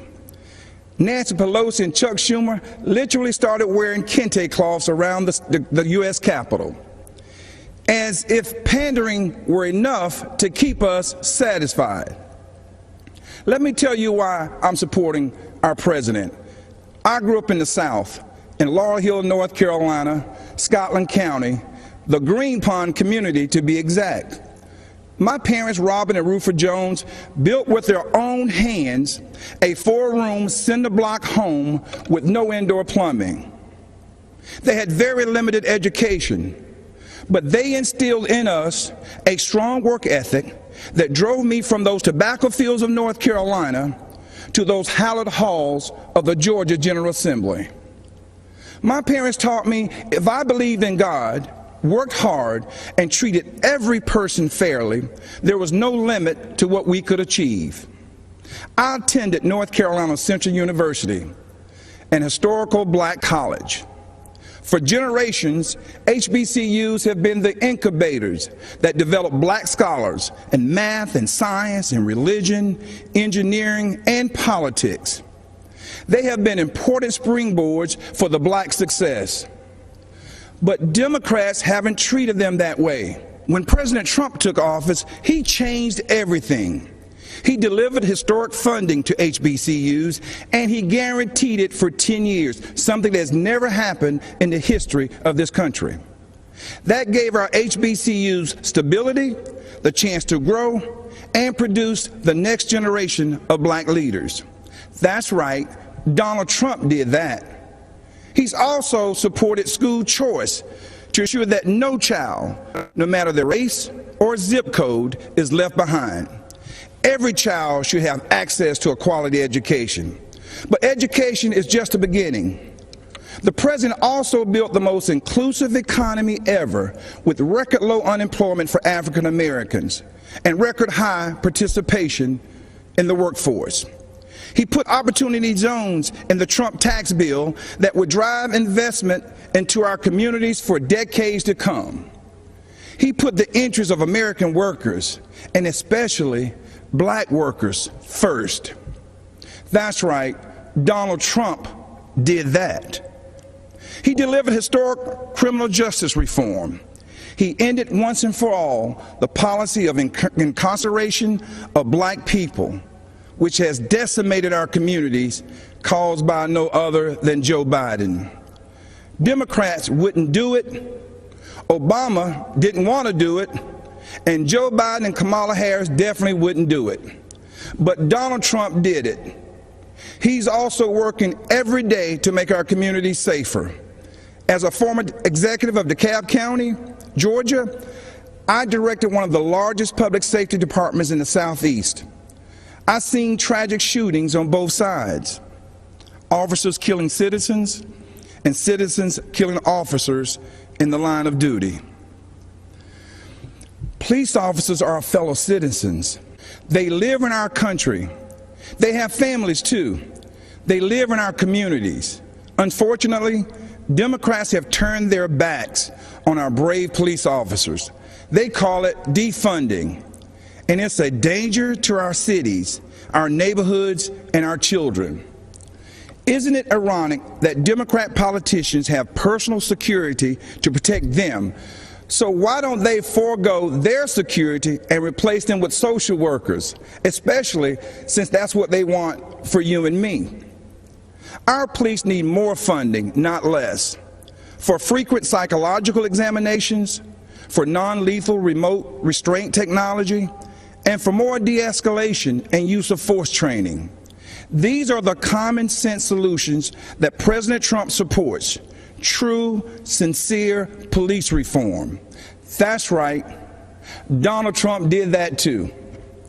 Education, jobs, safety, security, on issue after issue.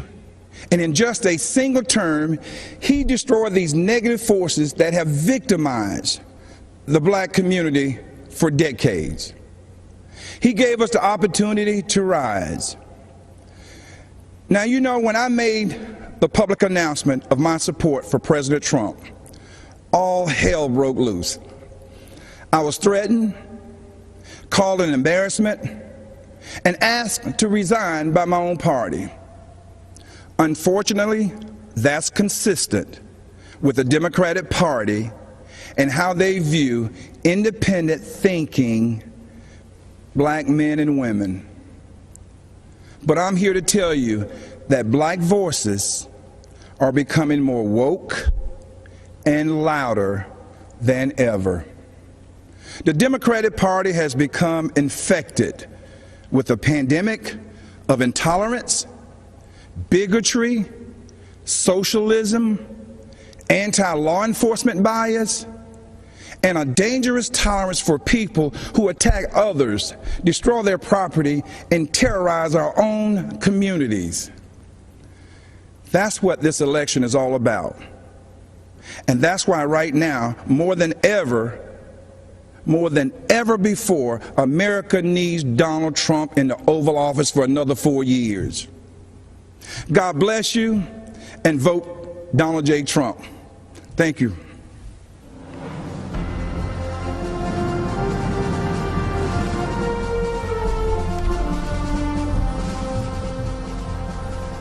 In 2018, a gunman walked into Marjorie Stoneman Douglas High School in Parkland, Florida, and changed my life forever. My name is Andrew Pollock. His name isn't worth saying. One of the seniors walking in the hallways that day was my beautiful daughter, Meadow. She was just months away from graduating and beginning a new life. We were so proud of the woman she had become. But in the hallway on that third floor, the gunman saw Meadow and shot her down the hallway, hitting her 4 times. After she was shot and on the floor, she crawled over to another student, a freshman girl, to protect her. She draped her body over her, and then the scumbag gunman shot my daughter at point-blank range 5 more times, killing Meadow and the girl she was shielding. She had a whole life ahead of her, and in that life, she could have done anything and been anything. So many moments that I waited so long for were taken from me. I didn't get to drop her off at college. I didn't get to walk her down the aisle. But every moment was taken from her, and for what? I never wanted this to become a political spectacle, but it did. I never wanted to meet the president like this, but I did. I was invited to the White House. The truth is, I had just buried my daughter that week. I really wasn't interested in public events like a tour or a photo op. I was interested in answers and solutions. So if the president wanted to meet me personally, I said I'd go. They said, of course, that was his plan. At the White House, my family and I sat with the president in the Oval Office and told him about Meadow. I told him what we knew. I told him that his administration needed to take a closer look at what went wrong and why. And I got to see who President Trump really is. He's a good man and a great listener, and he cuts through the BS. Then the president did what he said he would do. He took action. He formed a school safety commission that issued dozens of recommendations to make schools safer.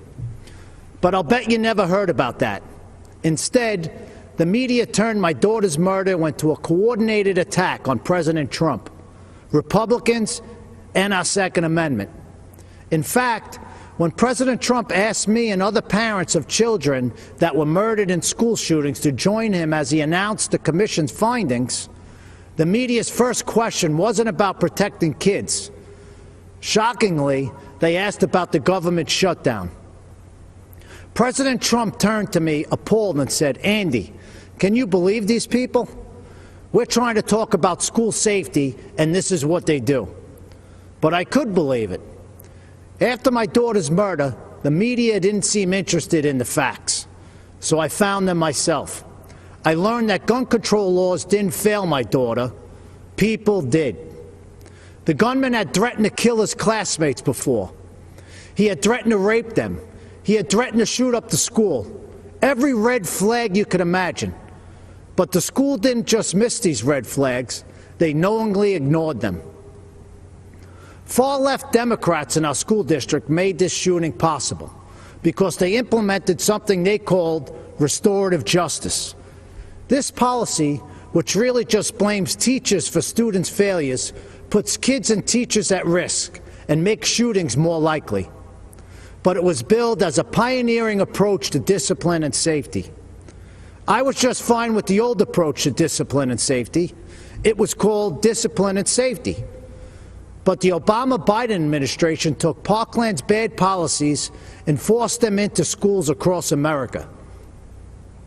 When President Trump rescinded Obama's guidance on restorative justice policies, he put an end to that. And that meant the world to me. It's hard to tell how much Mr. Biden understands about what happened at Parkland. Mr. Biden has campaigned on bringing back restorative justice as part of his unity platform with Bernie Sanders and has pledged to implement it in school districts across America. But he doesn't even seem to know when the shooting happened. He said that he was vice president when it happened, but he wasn't. Mr. Biden may not know when my daughter was murdered, but I do. February 14, 2018. Mr. Biden may not know that these policies make shootings more likely, but I do. Mr. Biden may not know who was vice president that day, but I do. It wasn't Joe Biden, it was Mike Pence. Thank God. And I know who the president was, too. It wasn't Barack Obama, it was President Donald J. Trump, and he took action. I truly believe the safety of our kids depends on whether this man is reelected. I hope you'll join me in helping to make that happen. Mr. President, myself and millions of Americans appreciate you and love you. God bless America, and God bless our President, Donald J. Trump. Thank you. A curfew now in effect for the city of St. Louis. Protests in St. Louis turned violent.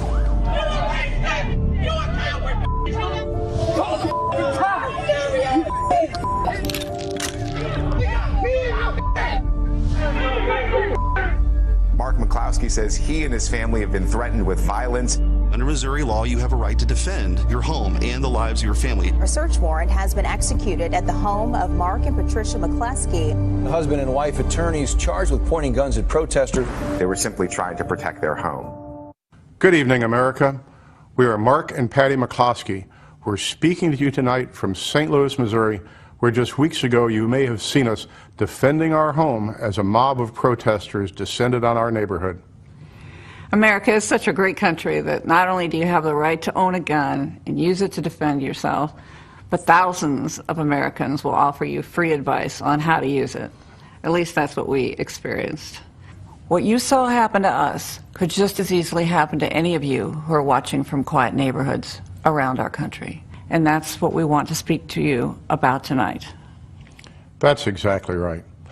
Whether it's the defunding of police, ending cash bail so criminals can be released back out on the streets the same day to riot again, or encouraging anarchy and chaos on our streets, it seems as if the Democrats no longer view the government's job as protecting honest citizens from criminals, but rather protecting criminals from honest citizens. Not a single person in the out-of-control mob you saw at our house was charged with a crime. But you know who was? We were. They've actually charged us with felonies for daring to defend our home. On top of that, consider this. The Marxist liberal activist leading the mob to our neighborhood stood outside our home with a bullhorn screaming, "You can't stop the revolution." Just weeks later, that same Marxist activist won the Democrat nomination to hold a seat in the U.S. House of Representatives.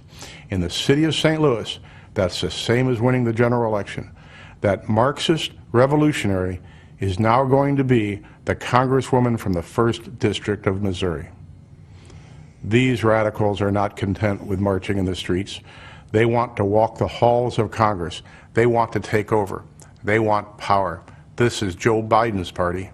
These are the people who will be in charge of your future and the future of your children. They're not satisfied with spreading the chaos and violence into our communities. They want to abolish the suburbs altogether by ending single-family home zoning. This forced rezoning would bring crime, lawlessness, and low-quality apartments into now thriving suburban neighborhoods. President Trump smartly ended this government overreach, but Joe Biden wants to bring it back. These are the policies that are coming to a neighborhood near you. So make no mistake, no matter where you live, your family will not be safe in the radical Democrats' America. At this moment in history, if you stand up for yourself and for the values our country was founded on, the mob, spurred on by their allies in the media, will try to destroy you. You've seen us on your TV screens and Twitter feeds. You know that we're not the kind of people who back down. Thankfully, neither is Donald Trump. President Trump will defend the God-given right of every American to protect their homes and their families. But more than that, Trump's vision for America is a country where you have an opportunity to work hard and build the life you dream of with a job you love, with your children being educated in great schools, in a community where your family can play in the backyard without fear, worship in a church without shame, and express your beliefs without retribution. Trump brought us the greatest economy our country had ever seen. The Democrats have brought us nothing but destruction. When we don't have basic safety and security in our communities, we'll never be free to build a brighter future for ourselves, for our children, or for our country. That's what's at stake in this election, and that's why we must re-elect Donald Trump. God bless you, God bless the President, and God bless these United States.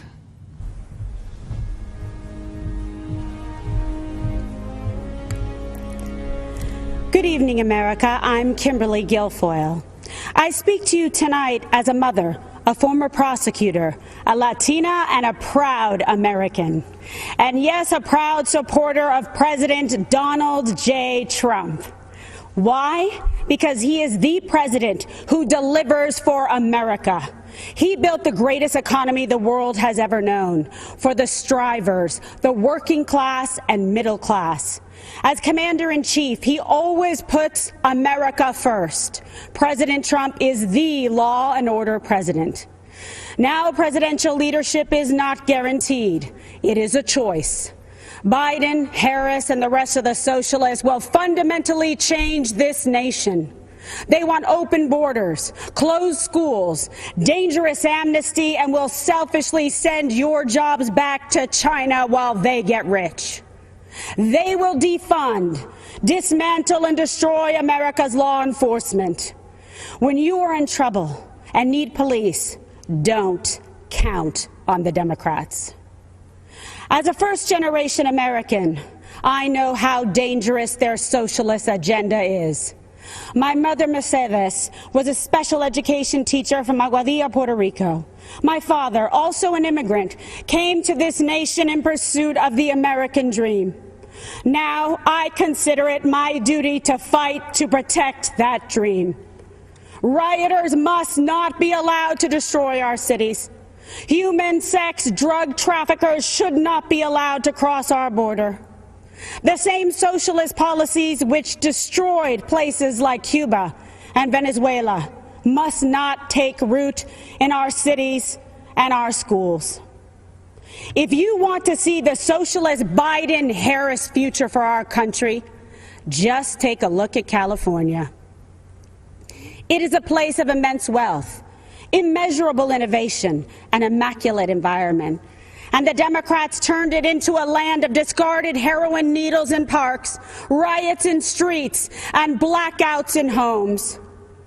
In President Trump's America, we light things up. We don't dim them down. We build things up. We don't burn them down. We kneel in prayer, and we stand for our flag. This election is a battle for the soul of America. Your choice is clear. Do you support the cancel culture, the cosmopolitan elites of Nancy Pelosi, Chuck Schumer, and Joe Biden, who blame America first? Do you think America is to blame? Or do you believe in American greatness? Believe in yourself, in President Trump, in individual and personal responsibility. They want to destroy this country and everything that we have fought for and hold dear. They want to steal your liberty, your freedom. They want to control what you see and think and believe so that they can control how you live. They want to enslave you to the weak, dependent, liberal, victim ideology to the point that you will not recognize this country or yourself. From the beginning, when President Trump spoke about making America great again, he was speaking about that shining city on a hill and restoring the beacon of light that once shined so bright. His promise was to put America first, and he has. When President Trump cut middle-class taxes, putting tens of thousands of dollars back in the pockets of working-class Americans, that beacon began to flicker once again. When President Trump commanded the defeat of ISIS, took out al-Baghdadi and Soleimani, and paved the way for peace in the Middle East, that beacon started to glow.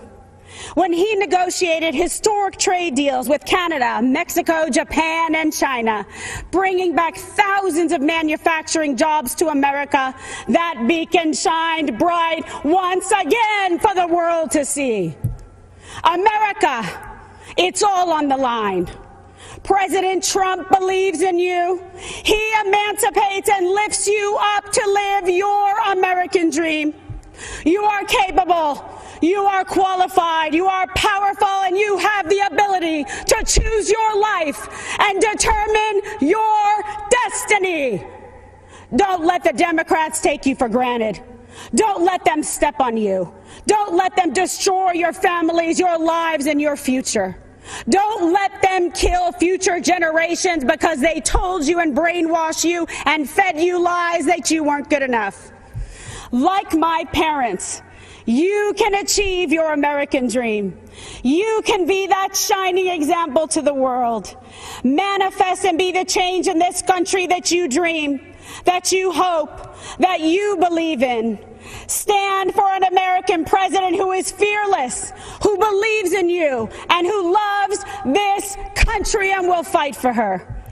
President Trump is the leader who will rebuild the promise of America and ensure that every citizen can realize their American dream. Ladies and gentlemen, leaders and fighters for freedom and liberty and the American dream, the best is yet to come.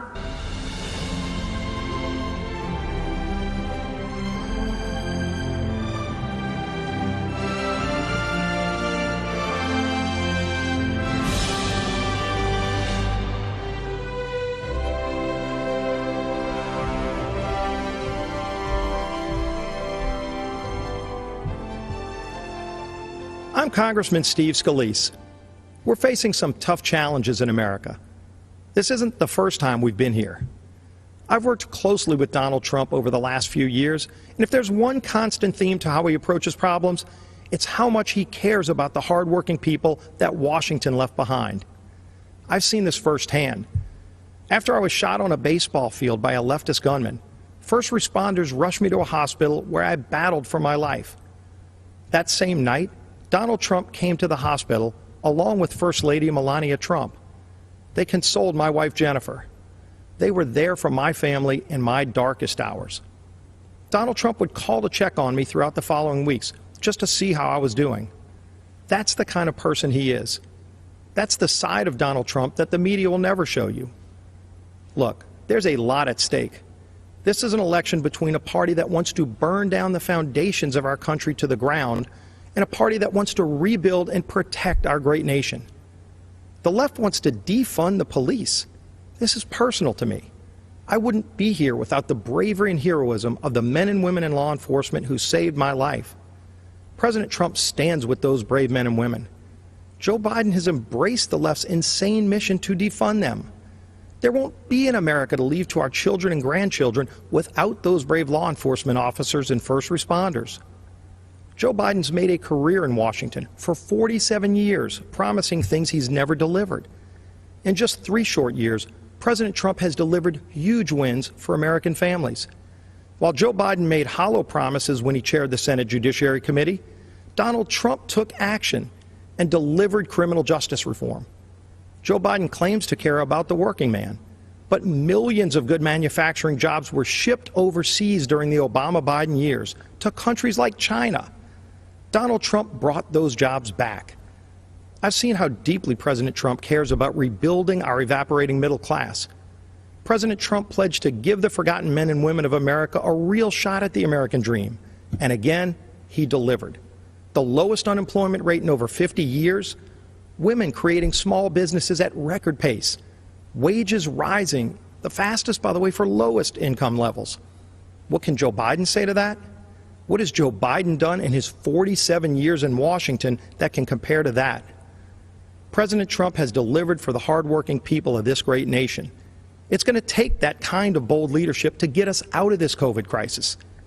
After President Trump saved lives by shutting down flights from China and Europe, he's now focusing the full weight of the government on a revolutionary plan to cure this virus by cutting red tape and empowering scientists to create a vaccine.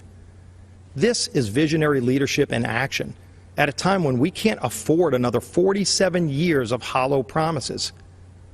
America's been through tough times before. Who better to lead us out of these times than the president who already built the strongest economy our country has ever seen? Donald Trump did it before. Donald Trump will deliver for us again. God bless you, and God bless these United States of America.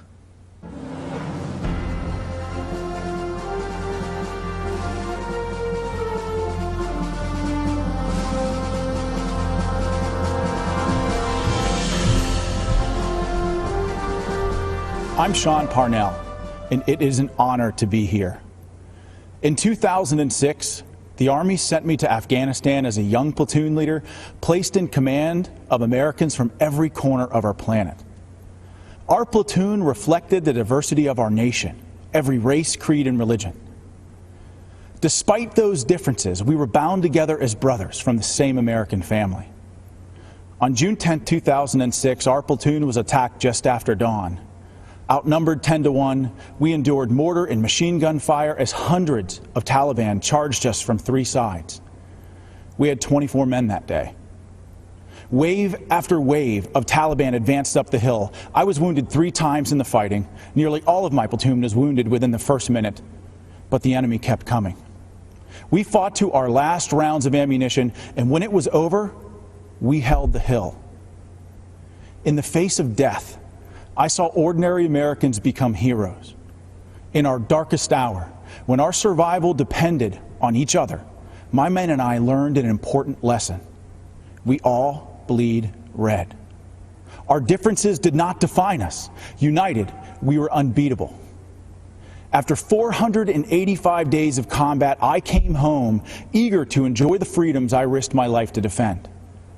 But I watched with alarm as the party of my grandfather, a lifelong Union Democrat, turned against the very people it professed to represent. I watched as Joe Biden spit venom at an auto worker who dared to question Joe's intent to dismantle the Second Amendment and take your guns. Where Democrats once stood for hard-working, law-abiding Americans who displayed our flag with pride, this new Democrat Party considers these people uneducated racists clinging to guns and Bibles. The party of Harry Truman became the party of hedge fund managers, Hollywood celebrities, tech moguls, and university professors, all bloated with contempt for middle America.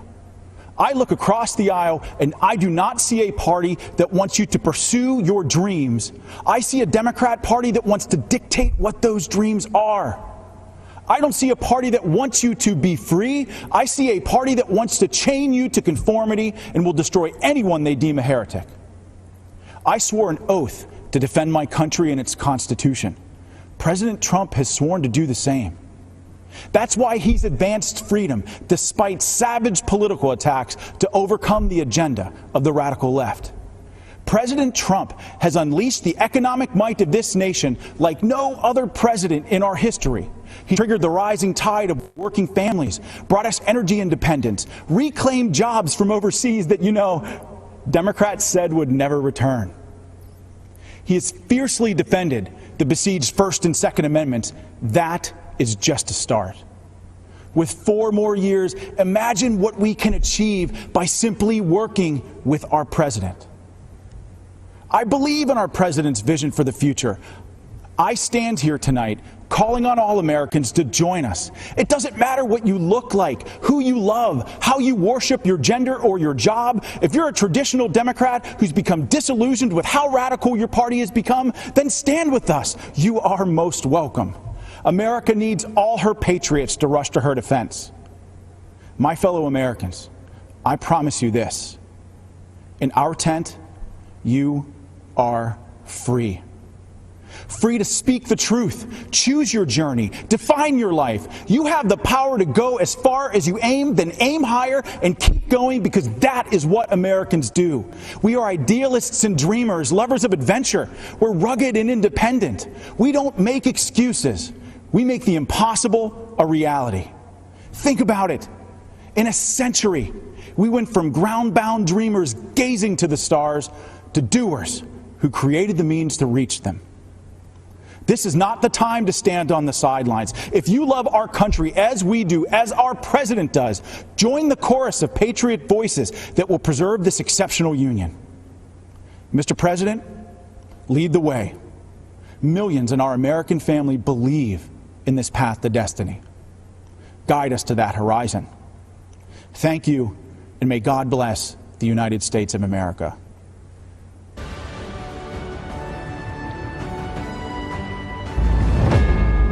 We come together to imagine a future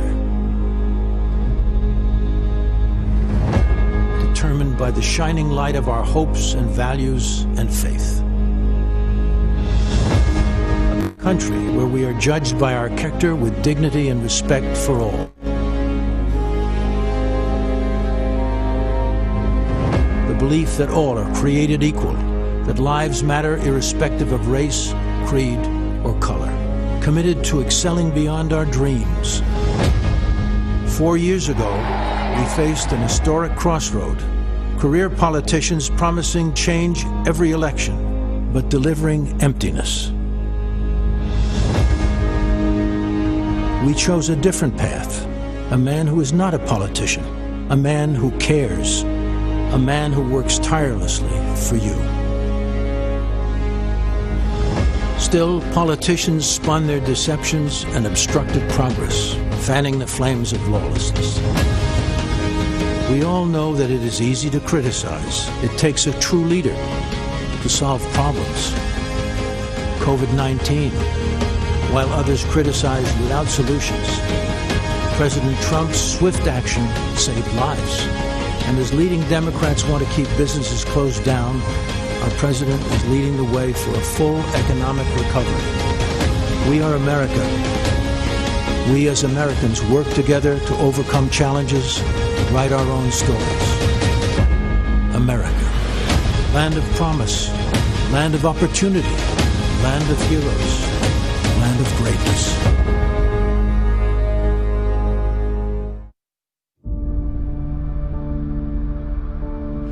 I thought I had been forgotten. I nearly gave up hope. I was so afraid. I believed I would die here. American hostages, forgotten and wasting away in far-off prisons, wrongfully detained by foreign governments. Americans were beaten, abused, starved, and left for dead. Until President Donald Trump stepped in. The 3 American hostages finally back on U.S. soil after being held captive in North Korea. We're following some breaking news in Turkey, where an American pastor, Andrew Brunson, has been released. An American jailed in Egypt is back in the U.S. this morning after an intervention by the Trump administration. A tough and skilled negotiator, President Trump successfully won the release of detainees and prisoners, among the most of any president in American history. While families waited in despair for news of their loved ones, President Trump provided a new spark of hope by bringing our hostages home. We have Danny Birch back home, where he should be. He was in Yemen in a very horrible situation. Yesterday, the United States government secured the release of Caitlin Coleman, Joshua Boyle, and their 3 children. Today, we are bringing home another American citizen. We just had news that Turkey released a prisoner that we were trying to get to the United States. Under this administration, America has not and will not turn its back on our people. President Trump will bring them home.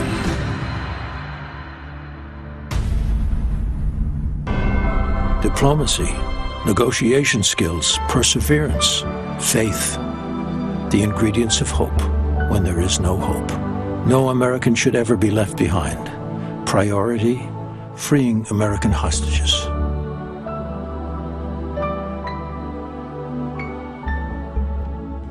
We have 6 incredible people who were held hostage by various countries, and I'm very pleased to let everybody know that we brought back over 50 hostages from 22 different countries. We worked very hard on it, Ambassador O'Brien and others, and I will tell you, we're very proud of the job we did. But I'd like to ask maybe Pastor Brunson to say a few words so we can go through and just give us a little history of what happened and how is life treating you. I was held in Turkey for 2 years, and you took unprecedented steps, actually, to secure my release, and your administration really fought for me. And I think if you hadn't done that, I may still be in Turkey. So I'm very grateful. 28 years, right? They had you there they had you scheduled for a long time, Andrew. Yes. We had to get you back. And I have to say that, to me, President Erdogan was very good. And I know they had you scheduled for a long time, and you were a very innocent person. And he ultimately, after we had a few conversations, he agreed. So we appreciate that, and we appreciate the people of Turkey. And you still appreciate the people of Turkey, I understand, right? We love the Turkish people. We still That's great. It's great to have you back, Andrew. Thank you. Please. Mr. President, thank you for having me. Thank My you. name is Sam Goodwin. I'm from St. Louis, Missouri. I was held in Syria for 63 days, and I think I speak for my fellow former hostages and detainees here when I say I'm as grateful as I've ever been for anything to be home safely. And thank you for the invitation and opportunity to be here. Particularly, Ambassador O'Brien was incredibly supportive and helpful to my family, and can't say enough nice things about him. Thank you for promoting him. Good. And just really happy to be here, so thank you.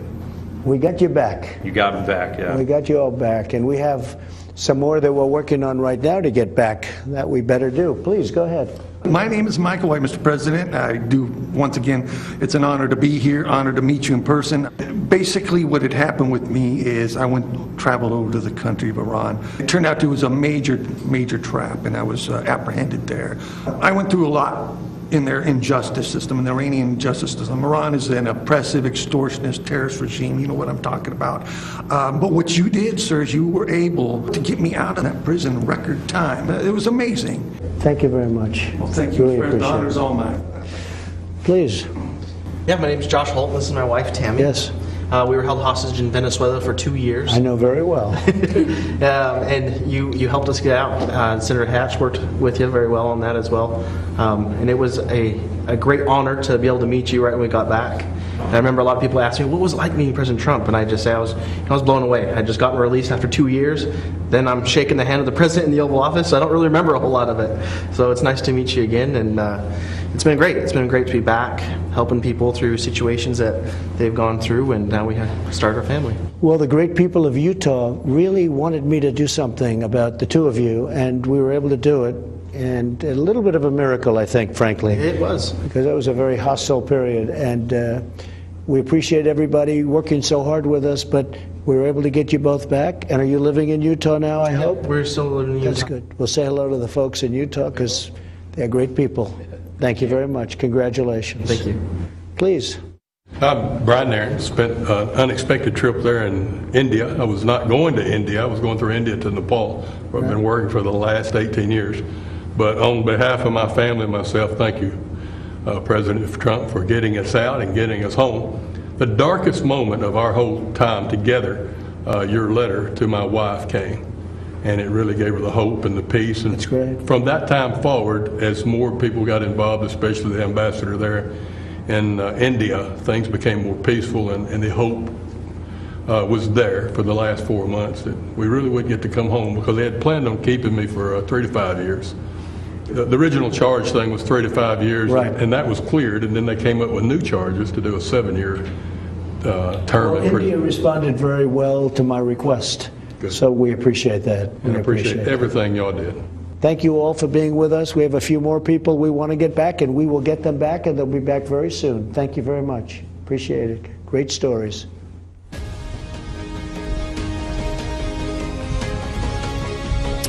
Hello, my name is Maximo Alvarez. I live in Miami, Florida, not far from the state of Florida, which is in just a 90-mile wide blue strip on a map for me. It divides freedom from fear. It divides the past from the present, from the future. I know all about the past. I'll never forget my own. My family has fled totalitarianism and communism more than once. First my dad from Spain, then from Cuba. But my families don't run away. By the grace of God, I live the American dream, the greatest blessing I ever had. My dad, who only had a 6th grade education, told me, "Don't lose this place. You'll never be as lucky as me." I'm speaking to you today because my family is done abandoning what we rightfully earned. There's no place to hide. I'm speaking to you today because President Trump may not always be politically correct. He's in fact a successful businessman, not your average career politician. Our president is just another family man, a friend, and most important, our elected commander-in-chief who puts America first. Keep in mind, the other guy running for president is mostly concerned about power. Yes, power for them, but not for the benefit of all Americans. I'm speaking to you today because I have seen people like this before. I've seen movements like this before. I've seen ideas like this before. And I am here to tell you, we cannot let them take over our country.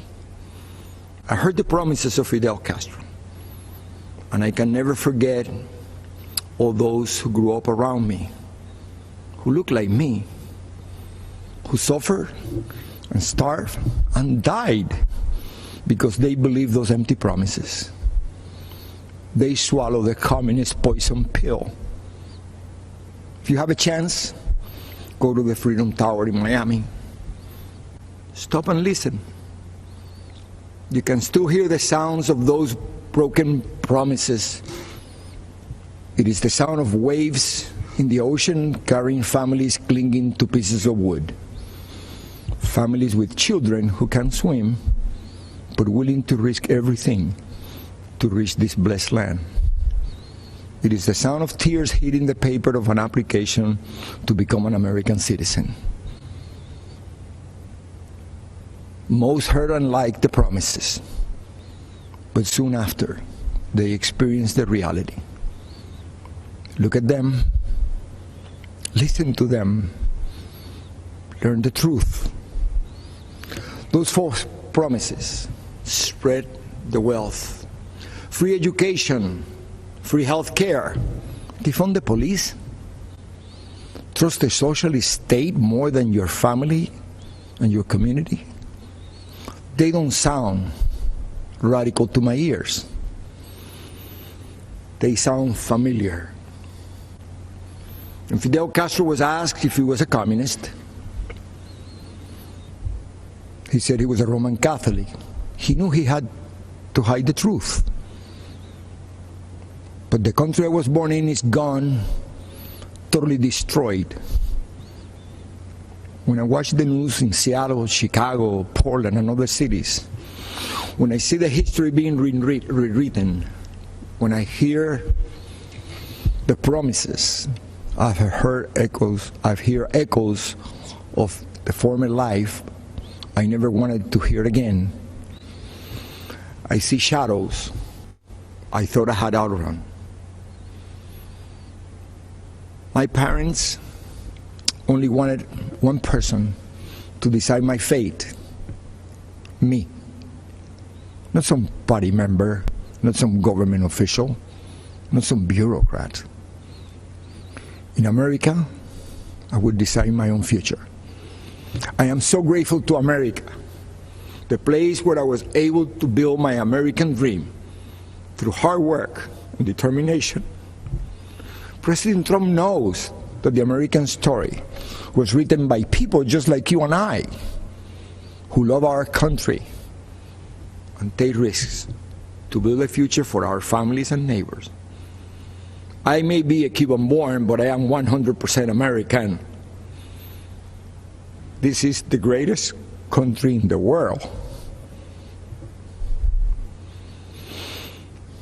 And I said this before. If I gave away everything that I have today,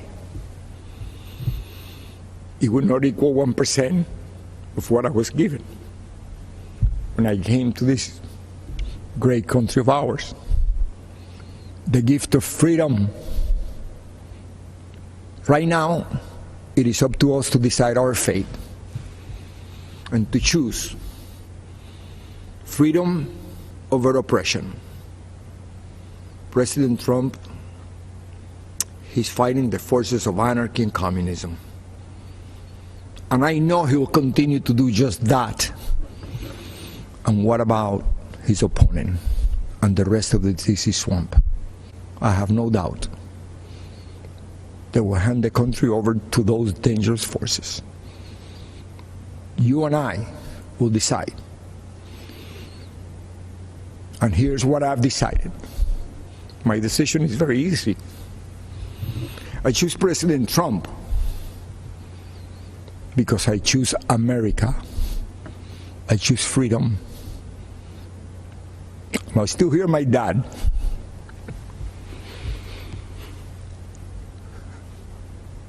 There is no other place to go. Thank you, and may the good Lord bless America.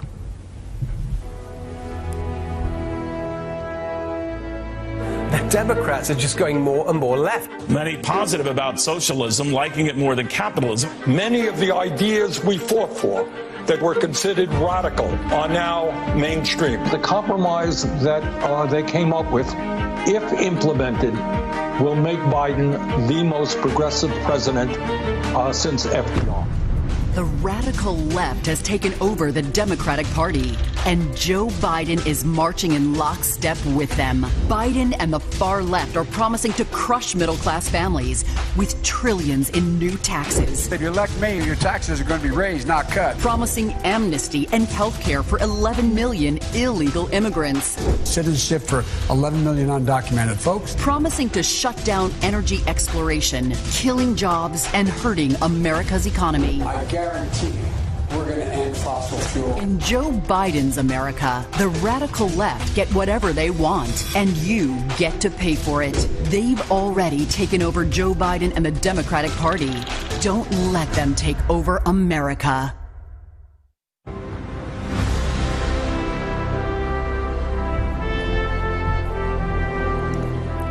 Good evening. I'm Nikki Haley, and it's great to be back at the Republican National Convention. I'll start with a little story. It's about an American ambassador to the United Nations, and it's about a speech she gave to this convention. She called for the re-election of the Republican president she served, and she called out his Democratic opponent, a former vice president from a failed administration. That ambassador said, and I quote, "Democrats always blame America first." The year was 1984. The president was Ronald Reagan, and Ambassador Jeane Kirkpatrick's words are just as true today. Joe Biden and the Democrats are still blaming America first. Donald Trump has always put America first, and he has earned 4 more years as president. It was an honor of a lifetime to serve as the United States ambassador to the United Nations. Now, the UN is not for the faint of heart. It's a place where dictators, murderers, and thieves denounce America and then put their hands out and demand that we pay their bills. Well, President Trump put an end to all of that. With his leadership, we did what Barack Obama and Joe Biden refused to do. We stood up for America, and we stood against our enemies. Obama and Biden let North Korea threaten America. President Trump rejected that weakness, and we passed the toughest sanctions on North Korea in history. Obama and Biden let Iran get away with murder, and literally sent them a plane full of cash. President Trump did the right thing and ripped up the Iran nuclear deal. Obama and Biden led the United Nations to denounce our friend and ally, Israel. President Trump moved our embassy to Jerusalem, and when the UN tried to condemn us, I was proud to cast the American veto. This president has a record of strength and success. The former vice president has a record of weakness and failure. Joe Biden is good for Iran and ISIS, great for communist China, and he's a godsend to everyone who wants America to apologize, abstain, and abandon our values. Donald Trump takes a different approach. He's tough on China, and he took on ISIS and won. And he tells the world what it needs to hear. At home, the president is the clear choice on jobs and the economy. He's moved America forward, while Joe Biden has held America back. When Joe was VP, I was governor of the great state of South Carolina. We had a pretty good run. Manufacturers of all kinds flocked to our state from overseas, creating tens of thousands of American jobs. People were referring to South Carolina as the beast of the Southeast, which I loved. Everything we did happened in spite of Joe Biden and his old boss. We cut taxes, they raised them. We slashed red tape, they piled on more mandates. And when we brought in good-paying jobs, Biden and Obama sued us. I fought back, and they gave up. A Biden-Harris administration would be much, much worse. Last time, Joe's boss was Obama. This time, it would be Pelosi, Sanders, and the squad. Their vision for America is socialism, and we know that socialism has failed everywhere. They want to tell Americans how to live and what to think. They want a government takeover of health care. They want to ban fracking and kill millions of jobs. They want massive tax hikes on working families. Joe Biden and the socialist left would be a disaster for our economy. But President Trump is leading a new era of opportunity. Before communist China gave us the coronavirus, we were breaking economic records left and right. The pandemic has set us back, but not for long. President Trump brought our economy back before, and he will bring it back again. There's one more important area where our president is right. He knows that political correctness and cancel culture are dangerous and just plain wrong. In much of the Democratic Party, it's now fashionable to say that America is racist. That is a lie. America is not a racist country. This is personal for me. I am the proud daughter of Indian immigrants. They came to America and settled in a small southern town. My father wore a turban. My mother wore a sari. I was a brown girl in a black and white world. We faced discrimination and hardship, but my parents never gave in to grievance and hate. My mom built a successful business. My dad taught 30 years at a historically black college, and the people of South Carolina chose me as their first minority and first female governor. America is a story that's a work in progress. Now is the time to build on that progress and make America even freer, fairer, and better for everyone. That's why it's so tragic to see so much of the Democratic Party turning a blind eye towards riots and rage. The American people know we can do better. And of course we value and respect every black life. The black cops who've been shot in the line of duty, they matter. The black small business owners who've watched their life's work go up in flames, they matter. The black kids who've been gunned down on the playground, their lives matter too. And their lives are being ruined and stolen by the violence on our streets. It doesn't have to be like this. It wasn't like this in South Carolina 5 years ago. our state came face to face with evil. A white supremacist walked into Mother Emanuel Church during Bible study. 12 African Americans pulled up a chair and prayed with him for an hour. Then he began to shoot. After that horrific tragedy, we didn't turn against each other. We came together, black and white, Democrat and Republican. Together we made the hard choices needed to heal and removed a divisive symbol peacefully and respectfully. What happened then should give us hope now.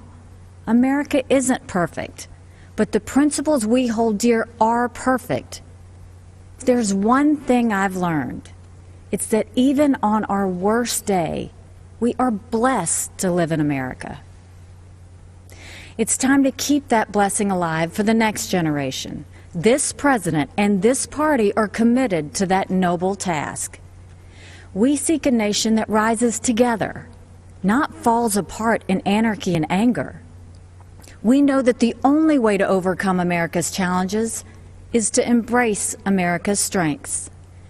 We are striving to reach a brighter future where every child goes to a world-class school chosen by their parents, where every family lives in a safe community with good jobs, where every entrepreneur has the freedom to achieve and inspire, where every believer can worship without fear and every life is protected, where every girl and boy, every woman and man of every race and religion has the best shot at the best life.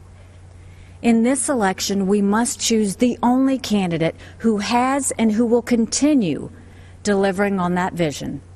President Trump and Vice President Pence have my support, and America has our promise. We will build on the progress of our past and unlock the promise of our future. That future starts when the American people re-elect President Donald Trump. Thank you, good night, and may God always bless America.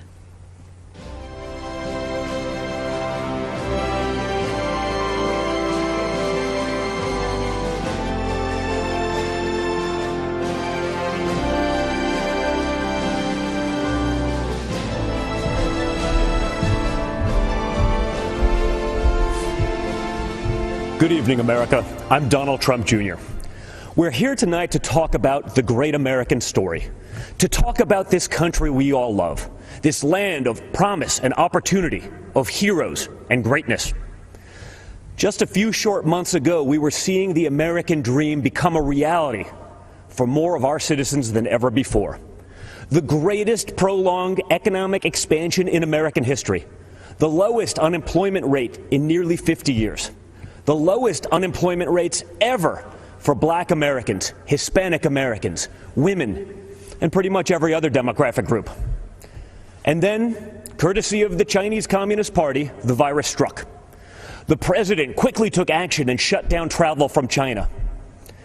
Joe Biden and his Democrat allies called my father a racist and a xenophobe for doing it. They put political correctness ahead of the safety and security of the American people. Fortunately, as the virus began to spread, the president acted quickly and ensured ventilators got to hospitals that needed them most. He delivered PPE to our brave frontline workers, and he rallied the mighty American private sector to tackle this new challenge. There's more work to do, but there is a light at the end of the tunnel. Job gains are outpacing what the so-called experts expected. But Biden's radical left-wing policies would stop our economic recovery cold. He's already talking about shutting the country down again. It's madness. Democrats claim to be for workers, but they've spent the entire pandemic trying to sneak a tax break for millionaires in Democrat states into the COVID relief bill. Then they attacked my father for suspending the payroll tax for middle-class workers. In fact, if you think about it, Joe Biden's entire economic platform seems designed to crush the working man and woman. He supported the worst trade deals in the history of the planet. He voted for the NAFTA nightmare. Down the tubes went our auto industry. He pushed for TPP. Goodbye, manufacturing jobs. Beijing Biden is so weak on China that the intelligence community recently assessed that the Chinese Communist Party favors Biden. They know he'll weaken us both economically and on a world stage. Biden also wants to bring in more illegal immigrants to take jobs from American citizens. His open border policies would drive wages down for Americans at a time when low-income workers were getting real wage increases for the first time in modern history. He's pledged to repeal the Trump tax cuts, which were the biggest in our country. After 8 years of Obama and Biden's slow growth, Trump's policies have been like rocket fuel to the economy, and especially to the middle class. Biden has promised to take that money back out of your pocket and keep it in the swamp. That makes sense, though, considering Joe Biden is basically the Loch Ness Monster of the swamp. For the past half century, he's been lurking around in there. He sticks his head up every now and then to run for president. Then he disappears and doesn't do much in between. So if you're looking for hope, look to the man who did what the failed Obama-Biden administration never could do and built the greatest economy our country has ever seen. And President Trump will do it again. We will be stronger than ever because when we put our mind to it, there is no obstacle that America can't surmount. Except there's a difference this time. In the past, both parties believed in the goodness of America. We agreed on where we wanted to go. We just disagreed on how to get there. This time, the other party is attacking the very principles on which our nation was founded. Freedom of thought, freedom of speech, freedom of religion, the rule of law. Thomas Jefferson famously said, "I have sworn upon the altar of God eternal hostility against every form of tyranny over the mind of man."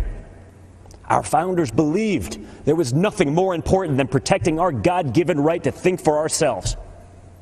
Now, the left, they're trying to cancel all of those founders. They don't seem to understand this important principle. In order to improve in the future, we must learn from our past, not erase it. So we're not going to tear down monuments and forget the people who built our great nation. Instead, we will learn from our past so we don't repeat any mistakes. And we will work tirelessly to improve the lives of all Americans. Joe Biden and the radical left are now coming for our freedom of speech. They want to bully us into submission. If they get their way, it will no longer be the silent majority. It will be the silenced majority. This has to stop. Freedom of expression used to be a liberal value, at least before the radical left took over. Now the Republican Party is the home of free speech, the place where anyone from any background can speak their mind, and may the best ideas win. People of faith are under attack. You're not allowed to go to church, but mass chaos in the streets gets a pass. It's almost like this election is shaping up to be church, work, and school versus rioting, looting, and vandalism. Or, in the words of Biden and the Democrats, peaceful protesting. Anarchists have been flooding our streets, and Democrat mayors are ordering the police to stand down. Small businesses across America, many of them minority-owned, are being torched by mobs. The Democrat mayors pretend it's not happening. They actually called it a summer of love. And that brings me to another important principle.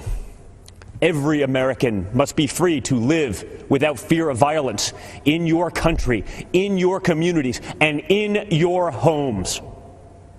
All men and women are created equal and must be treated equally under the law. That's why we must put an end to racism, and we must ensure that any police officer who abuses their powers is held accountable. What happened to George Floyd is a disgrace, and if you know a police officer, you know they agree with that too. But we cannot lose sight of the fact that our police are American heroes. They deserve our deepest appreciation. Because no matter what the Democrats say, you and I both know when we dial 911, we don't want it going to voicemail. So defunding the police is not an option. Everything starts with safety and security. You can't have anything else without it. You can't focus on building a better future for your children without the peace of mind that they can study safely in their classrooms, play safely in their neighborhoods and sleep safely in their beds. But safety is only the beginning. Trump's America is a land of opportunity, a place of promise. I was fortunate enough to grow up in a family that could afford the best schools and the finest universities. But a great education cannot be the exclusive right of the rich and powerful. It must be accessible to all. And that's why my dad is pro-school choice. That's why he's called education access the civil rights issue, not just of our time, but of all time. It is unacceptable that too many African American and Hispanic American children are stuck in bad schools just because of their zip code. Donald Trump will not stand for it. If Democrats really wanted to help minorities and underserved communities, instead of bowing to big money union bosses, they'd let parents choose what school is best for their kids. They'd limit immigration to protect American workers. They'd support the police who protect our neighborhoods. They'd learn how to negotiate trade deals that prioritize America's interest for a change. They'd end the endless wars and quit sending our young people to solve problems in foreign lands. They'd cut taxes for families and workers. They'd create opportunity zones that drive investment into inner cities.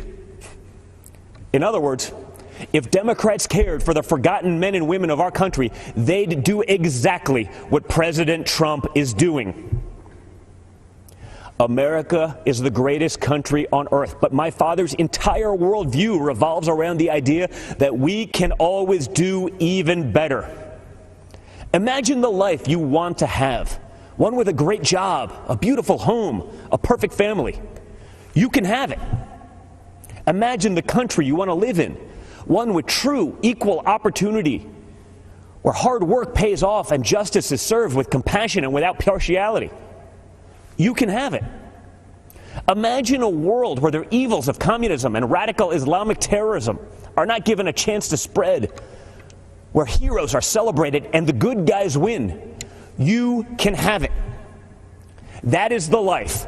That is the country. That is the world that Donald Trump and the Republican Party are after. And yes, you can have it. Because unlike Joe Biden and the radical left Democrats, our party is open to everyone. It starts by rejecting radicals who want to drag us into the dark and embracing the man who represents a bright and beautiful future for all. It starts by re-electing Donald J. Trump, President of the United States. Thank you, and God bless America.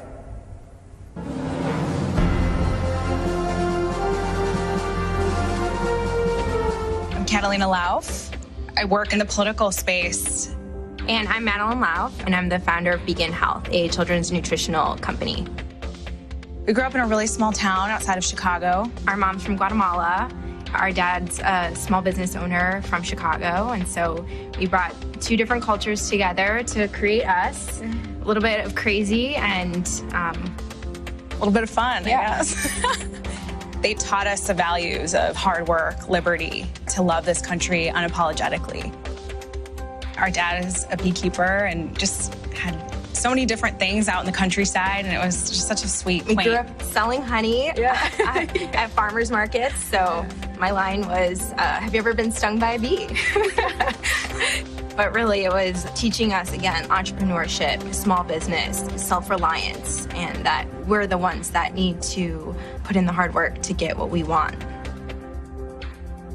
You know, my mother being from Guatemala, escaping what she had there, growing up in poverty, and coming here to the United States, being able to fulfill her destiny and be somebody that she couldn't there in her home country.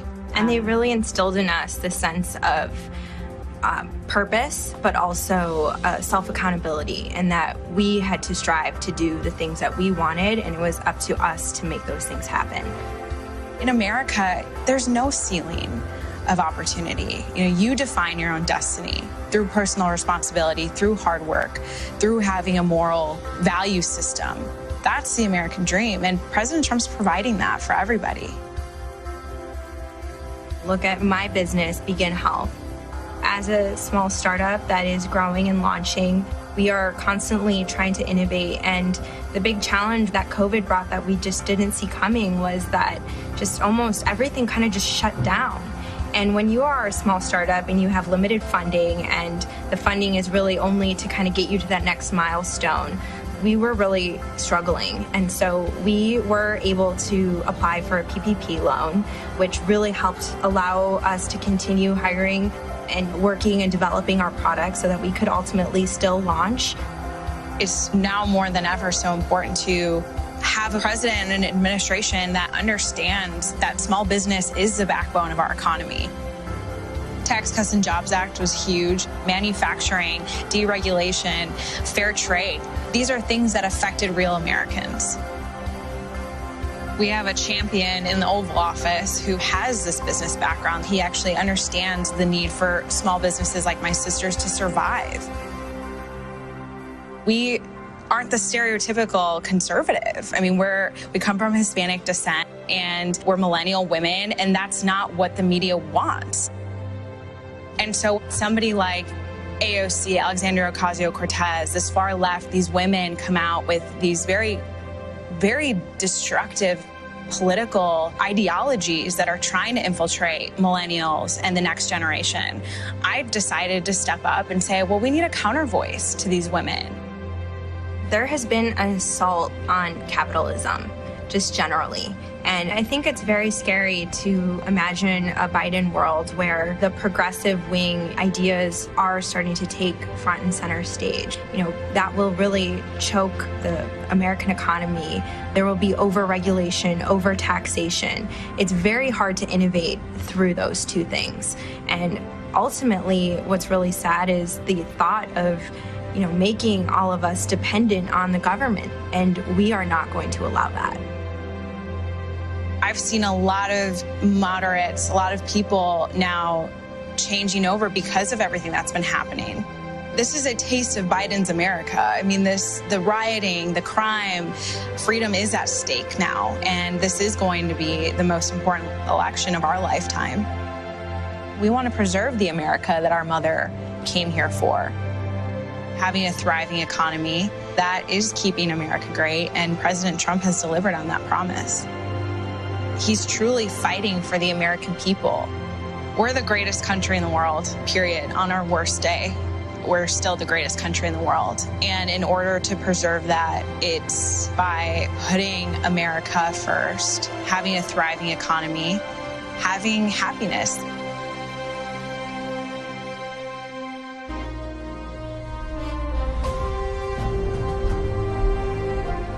Good evening. I'm Senator Tim Scott from the great state of South Carolina. To all of you tuning in and participating in the political process, God bless you.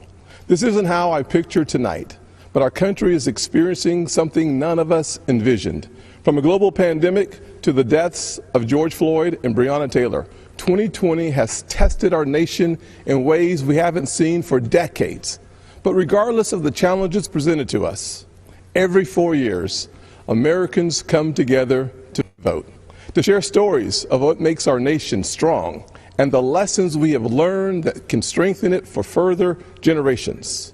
Because while this election is between Donald Trump and Joe Biden, it is not solely about Donald Trump and Joe Biden. It's about the promise of America. It's about you and me, our challenges and heartbreaks, hopes and dreams. It's about how we respond when tackling critical issues like police reform, when Democrats called our work a token effort and walked out of the room during negotiations because they wanted the issue more than they wanted a solution.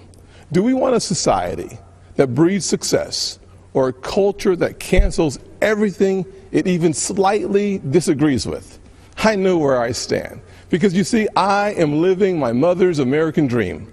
My parents divorced when I was 7 years old, and we moved in with my grandparents into a 2-bedroom home with me, my mom, and my brother sharing a room and 1 bed. My mom worked 16 hours a day to keep food on the table and a roof over our heads. She knew that if we could find the opportunity, bigger things would come. I thought I had to use football to succeed in life, and my focus on academics faded away. My freshman year, I failed out. I failed 4 subjects, Spanish, English, world geography, and even civics. Trust me though, after 7 years in the Senate, I know I'm not the only one in Congress who failed civics. But even while I was failing the 9th grade, my mother always said to me, "Timmy, if you would just shoot for the moon, even if you miss, you'll be among the stars." She never lost faith in me, even when I lost faith in myself. Because of her encouragement, I went to summer school and caught up. The next year, I met my mentor, John Moniz, a Chick-fil-A operator. John saw something in me that I could not see in myself and started teaching me valuable life lessons. Like having a job would be a good thing, but creating jobs would be even better. That having an income could change my lifestyle, but creating a profit could change my community. He planted the seeds of what would become Opportunity Zones. This initiative that the President and I worked together on is now bringing more than $75 billion of private sector investment into distressed communities. I took those lessons to heart and started putting the pieces of my life back together. I realized a quality education is the closest thing to magic in America.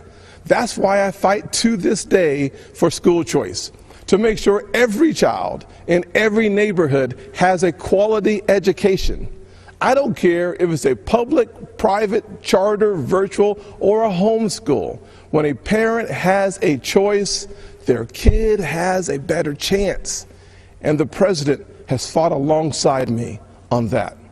Later in life, I started my own small business. That's why I know it is critical for us to have a tax code that encourages growth.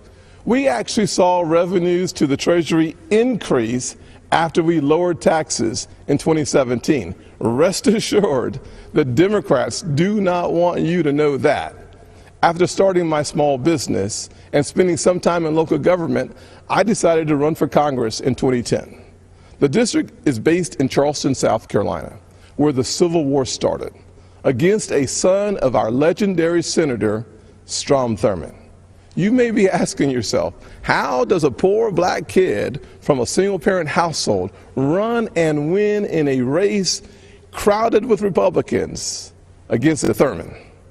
Because of the evolution of the Southern heart. In an overwhelmingly white district, the voters judged me not on the color of my skin, but on the content of my character. We live in a world that only wants you to believe in the bad news, racially, economically, and culturally polarizing news. The truth is, our nation's arc always bends back towards fairness. We are not fully where we want to be, but I thank God Almighty, we are not where we used to be. We are always striving to be better. When we stumble, and we will, we pick ourselves back up and try again.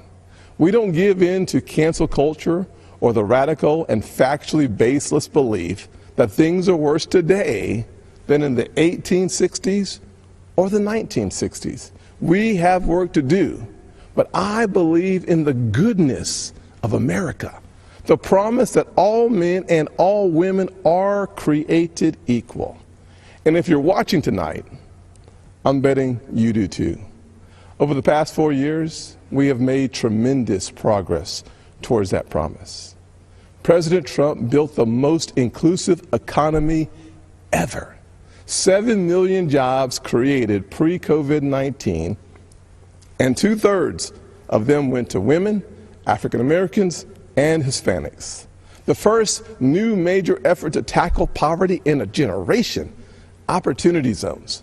We put hard-earned tax dollars back in people's pockets by cutting their taxes, especially for single-parent households like the one I grew up in, cutting single mothers' taxes 70% on average. President Trump supported these tax cuts for those single moms and other working families and signed these policies into law, and our nation is better off for it. So, I'm going to ask you, the American people, not to simply look at what the candidates say, but to look back at what they've done. This election is about your future, and it is critical to paint a full picture of the records of Donald Trump and Joe Biden. Joe Biden said if a black man didn't vote for him, he wasn't truly black. Joe Biden said black people are a monolithic community. It was Joe Biden who said poor kids can be just as smart as white kids. And while his words are one thing, his actions take it to a whole new level. In 1994, Biden led the charge on a crime bill that put millions of black Americans behind bars. President Trump's criminal justice reform law fixed many of the disparities Biden created and made our system more fair and just for all Americans. Joe Biden also failed our nation's historically black colleges and universities, heaping blame on them as they fought to ensure our young folks had access to higher education. Once again, to clean up Joe Biden's mess, President Trump signed into law historically high funding for HBCUs, as well as a bill to give them permanent funding for the first time ever. And now Joe Biden wants to come for your pocketbooks. Unless, of course, you're a blue state millionaire. I'm serious. That's one of their solutions for the pandemic. They want to take more money from your pocket and give it to Manhattan elites and Hollywood moguls so they get a tax break. Republicans, however, passed President Trump's once-in-a-generation tax reform bill that lowered taxes for single moms, working families, and those in need. So when it comes to what Joe Biden says he'll do, look at his actions. Look at his policies. Look at what he already did and what he didn't do while he's been in Washington for 47 years. Ladies and gentlemen, people don't always see those failures because they think we're having a policy debate on two sides of an issue. That is not what is happening. Our side is working on policy, while Joe Biden's radical Democrats are trying to permanently transform what it means to be an American. Make no mistake, Joe Biden and Kamala Harris want a cultural revolution, a fundamentally different America. If we let them, they will turn our country into a socialist utopia. And history has taught us that path only leads to pain and misery, especially for hardworking people hoping to rise. Instead, we must focus on the promise of the American journey. I know that journey well. My grandfather's 99th birthday would have been tomorrow. Growing up, he had to cross the street if a white person was coming. He suffered the indignity of being forced out of school as a third grader to pick cotton, and he never learned to read or write. Yet, he lived long enough to see his grandson become the first African American to be elected to both the United States House and the United States Senate in the history of this country. Our family went from cotton to Congress in one lifetime. And that's why I believe the next American century can be better than the last. There are millions of families just like mine all across this nation, full of potential, seeking to live the American dream. And I'm here tonight to tell you that supporting the Republican ticket gives you the best chance of making that dream a reality. God bless you. And Father, please continue blessing the United States of America. God bless.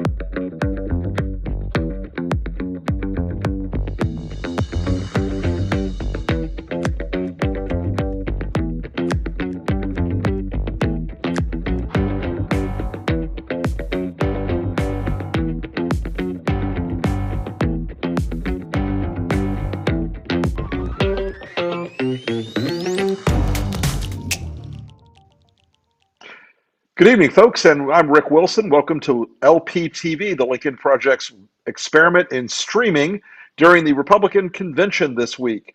And I think we're all sort of shaken right now because the surreal experience you saw tonight with the Republican convention was just the first night of 4 nights of fabulous adventures in scare rhetoric and people on stage who clearly have had too much stimulation, if you take my meaning.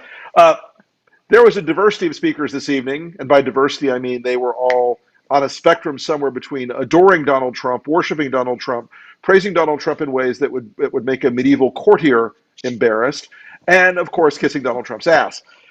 But we led off tonight with young Charlie Kirk. And young Charlie Kirk has decided to give Donald Trump a new title. And in a second, we're going to roll the tape of Charlie Kirk's description of Donald Trump and have a little discussion about whether or not it really meets the mark. We will be a country that makes it easier to have many children, live quiet and peaceable lives, and worship your God without a tyrant getting in the way. We will be a country that has its best 100 years ahead. We will build a future where America remains the greatest country ever to exist in the history of the world. All of that is within our grasp if we secure 4 more years for the defender of Western civilization, our champion, my friend, the 45th President of the United States, President Donald J. Trump. So, you know, there's a trick in rhetoric and speech making where you want to set expectations and at least be rational about them. So you could say he's our champion, he's our strong leader. But describing Donald Trump as the defender of Western civilization seemed to me to be a bit of a reach. What do you think of that one, Tara? I mean, just refer to the rest of the evening where, you know, Donald Trump, I was waiting for Donald Trump to come flying in like Superman, they do in Bros, and come like swooping in and on wires. Save the day, right? You know, listen, Charlie Kirk and these guys are just, they live in an alternate universe. Every one speaker after the other heaping praise on someone who doesn't exist. That's not Donald Trump. I forget which speaker it was. It talked about how he was a family man, and I think it was the gentleman from the Cuban American from Florida, right? He was a great businessman and a family man, and I was like, who in the hell is he talking about? Because that's certainly not Donald Trump. The level of delusion was just remarkable, but a lot of people believe this. So, you know, the Democrats need to pay attention because there are millions of people who live in this alternate universe who are going to vote. So they better be ready for it.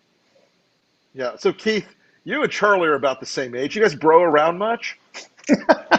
Yeah, all the time. Love Charlie. We hang out.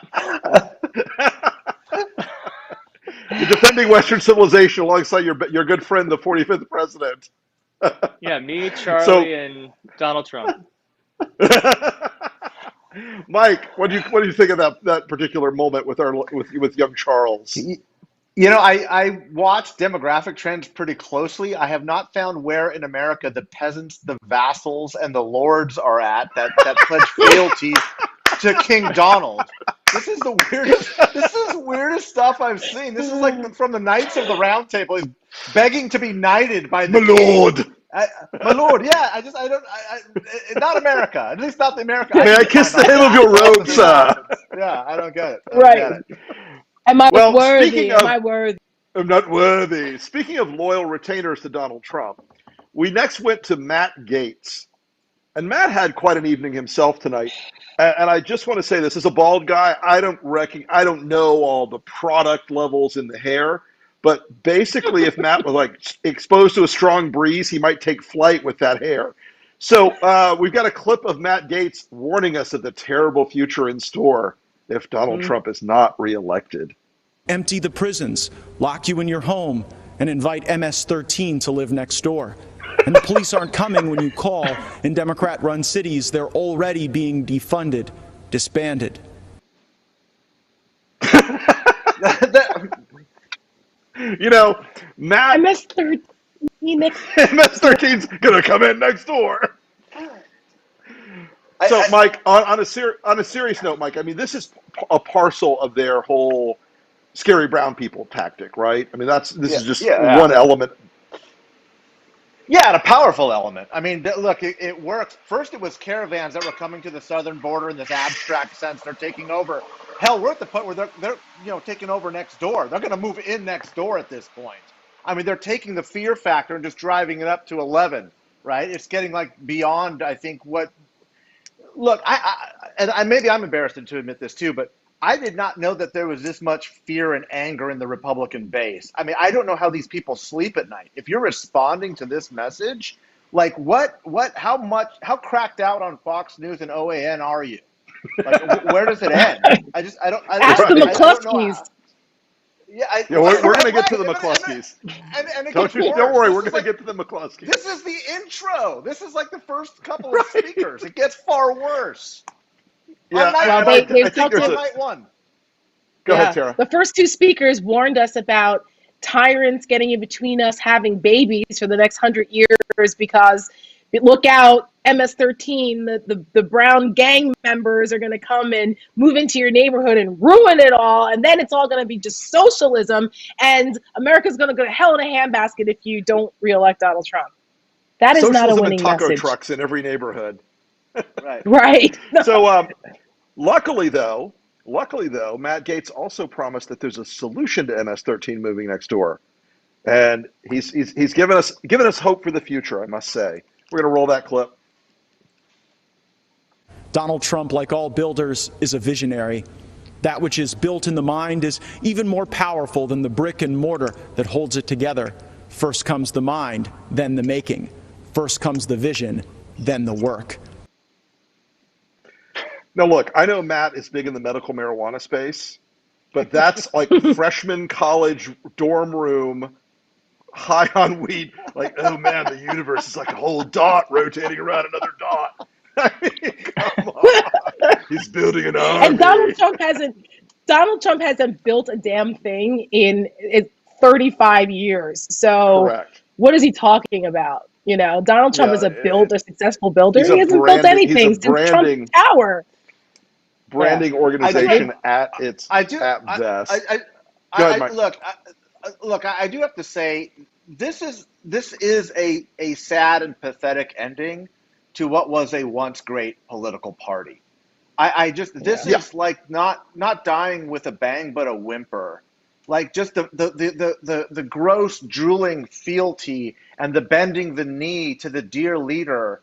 It's a completely hollow shell of its former self, where there were just debates and discussions about a philosophy of governance, and some of the greatest minds agree with them or not. That's fair, but there was a very substantive policy prescription and proposal. If you were a member of Congress and you got the opportunity to speak on that platform, you were going to set out a broad, sweeping vision of what your version of conservatism meant for the future. Yep.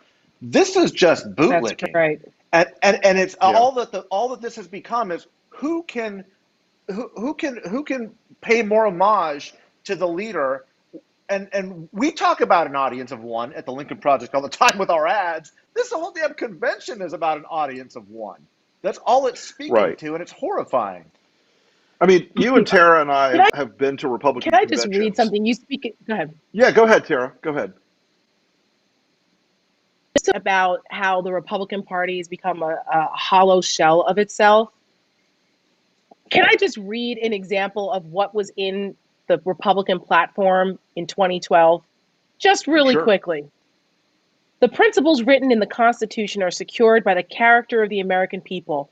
President George Washington said in his first inaugural address, the propitious smiles of heaven can never be expected on a nation that disregards the eternal rules of order and right which heaven itself has ordained. Values matter, character counts.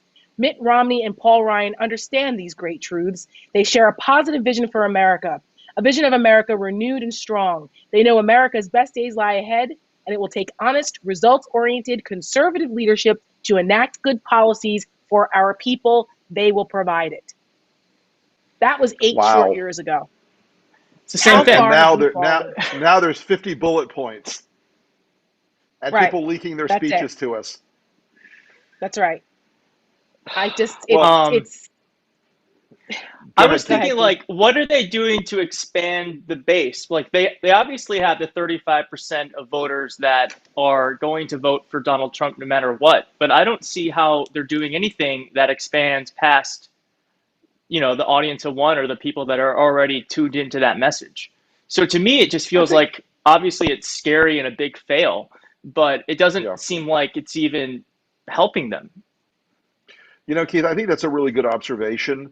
And look, part of this thing tonight is throw out red meat and scare tactics, and they know their audience needs to hear the red meat, but a lot of the swing voters that they need to get back are repulsed by some of that tonality, and the scare tactics. That's the area I think that they're going to lean into very heavily in the next 3 days after today.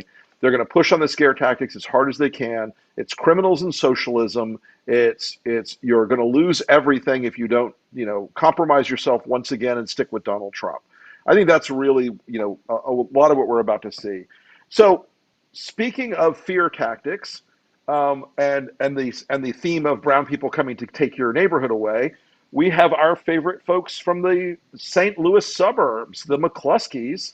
They made a brief momentary appearance, and it was interesting because the nut of their conversation wasn't necessarily just about the situation they had with their unusual firearms usage in the front yard, but it was about the suburbs. And we're going to roll a clip of that, and you're going to hear variations on this theme. You heard some tonight. You'll hear a lot more in the next couple of days. They're not satisfied with spreading the chaos and violence into our communities. They want to abolish the suburbs altogether by ending single-family home zoning. This forced rezoning would bring crime, lawlessness, and low-quality apartments into now thriving suburban neighborhoods. President Trump smartly ended this government overreach, but Joe Biden wants to bring it back. These are the policies that are coming to a neighborhood near you. So make no mistake. No matter where you live, your family will not be safe in the radical Democrats' America. I mean, this could not be more of a recapitulation of the 1968 Roger Ailes, Richard Nixon strategy. They are saying everything but the N-word in these descriptions of what's to come. They are doing everything they can to convince those suburban Republican voters that there's a tidal wave of crime and brown people coming to get them. And I mean, it's not even subtle in that presentation they just gave. But on a more cheerful note, I know all of you have been waiting to hear from a screaming harpy who may or may not have entered the stage also with a certain degree of energy that seems to have been chemically induced. It's America's sweetheart, Kim Guilfoyle. We're gonna once again for the world to see. America, it's all on the line. President Trump believes in you. He emancipates and lifts you up to live your American dream. You are capable. You are qualified. You are powerful, and you have the ability to choose your life and determine your destiny. I'm sorry. That's drag. That's drag. That's just camp. It's so campy. It's so Evita. It's so Evita. I mean, she should have done it from a fake balcony and sung "Don't Cry for Me, Donald Trump." I mean, it was just so over the goddamn top.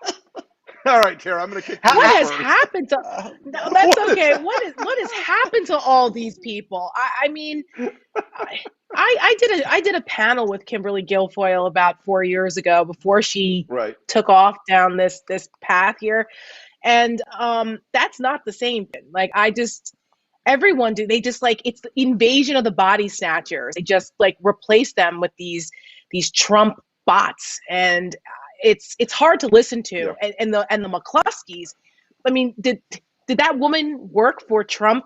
You know, the Trump management company in the 1970s when they were get sued for housing discrimination, where they're writing C and coded language on apartments so they couldn't rent them to people of color. I mean, these people are outrageous. And I just don't know how they look at this and think this is a winning message for them. This is talking to the crazies. They're just yelling into the abyss that they're in the mirror at themselves. Right, Keith, pick it up. I mean, it is madness and it's funny, but I just think about, I have family that, they don't have money. They can't work right now. There's no federal assistance anymore. And they are acting like everything's rosy and that with Donald Trump, everything's going to continue to be great when things are not good at all. And it's just maddening to me to see people pretend like this is all normal. None of this is normal. Kids aren't going to school this fall. My family are underpaid or unemployed. And we have government officials that are pretending like everything's great and using fear-mongering as a tactic to keep people from voting for themselves. Right. Mike? That's exactly right. How about you and the Kim show? Look, I'm old enough to remember, as you are, Rick, that when Howard Dean had the most batshit crazy screaming speech at a campaign event, this is a whole different level. So Howard, you're off the hook. You're no longer the crazy screamer. And by the way, how do you practice? How did she practice this speech, right? And then how do you draw that much energy in an empty hall? I mean, we know the answer to that. That's more of a hypothetical question. So I don't. There's this strange thematic too with all of these speeches, how it's somehow like some sort of crazy, motivational speeches of like you can be, Gates. Matthew Gates starts it off with this kind of manifesting your ideas and your dreams, and then she starts to say you are what you want to be, and in America you just have to imagine and it becomes. We're not even talking about pulling yourself up by your bootstraps anymore. The old Republican thematics now. Of rugged individualism, of personal and self-responsibility, of in America you can make it if you work hard and play by the rules. They don't even say that anymore. Now it's just like if you just kind of pretend and imagine that it is, then it becomes. And if not, then you're somehow failing in your ability to do that. And then Junior goes down this road. I don't want to get ahead of ourselves because it gets better, right? But Junior starts with the same thematic too, where it's just if you just got to imagine it. You don't even have to work for it anymore. It just materializes. It's this strange alternate universe of what there's like these weird strains of what republicanism was. Right. They sprinkle them in there. But it's just like you get a few. It's a sprinkling on the crazy cake. That's all it is now. Right. Yep. Red, white, you get a few little phrases here and there that would have been familiar, but they're disconnected from any kind of coherent political philosophy or any kind of policy backing because nothing matters to these people. But I think the biggest thing about tonight was this is a preview of the next 4 nights. Grievances, like more grievances than Festivus, and fear-mongering. And so you're going to hear over and over again crime, brown people in your suburbs, MS-13, socialism, all of the iconography now, instead of the Statue of Liberty and the other things that were traditionally American, it's the wall to protect you. It's the faceless and no name badged cops to protect you, because this is the trade-off they're offering you. Is we're going to give up all those things that you believed in as a Republican or as a conservative, and we'll keep the scary people away from you. So. But it's 2016 all over again, Rick. They're running the same campaign. They're ignoring the current state of the country. Like you're not you're just supposed to ignore the fact that 175,000 people are dead and counting. And for all their they're not obsession doing with shit crime, about it. Yeah. For all their obsession with crime and the damage it causes, they are, relatively speaking, unconcerned about 175,000 people being killed. I mean, if you were looking at the definition, someone said to me this morning, the definition of negligent homicide, this is what the president's done. So so they're not really caring about that. They don't really care about the fact that when it comes to crime, these people are aces at crime, especially the higher in the Trump administration or Trump campaign you were, the higher your likelihood of being arrested. So that my cat is complaining about Donald Trump. But with all that, we have a little piece of video that we released yesterday comparing basically an older style of convention speech to what you're hearing now. The question before you comes down to this.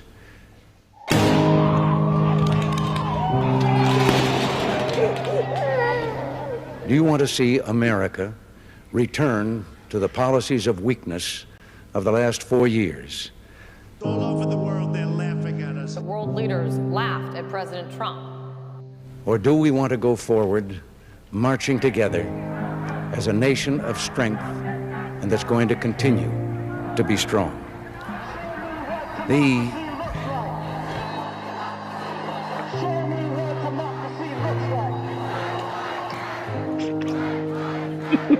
The meaning of this election is the future, and whether we're going to grow and provide the jobs and the opportunities for all Americans and that they need, for preserving our freedom, for saving for us this blessed planet called Earth with all its grandeur and its beauty. What they will say about us 100 years from now depends on how we keep our rendezvous with destiny. With destiny. Join in the battle for the soul of the nation. And this is a battle we will win, and we'll do it together. I promise you.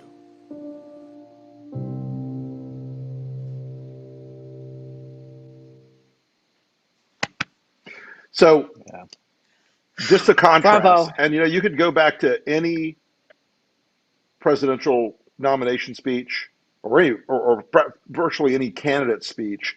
Go back to Mitt Romney, go back to George W. Bush, go back to George H.W. Bush, go back to Reagan, go back to Ford, go back to Nixon, go back to Ike. Any of these people had a totally, fundamentally, outwardly directed perspective. This thing you're seeing tonight is a preview of the Me show by Donald Trump. And you saw a little bit of that today because, Trump went out and did an hour of stand-up, whatever the hell that improv was today. And it was, I think, a preview of two things. One, his giant need for his ego to be stroked all the time.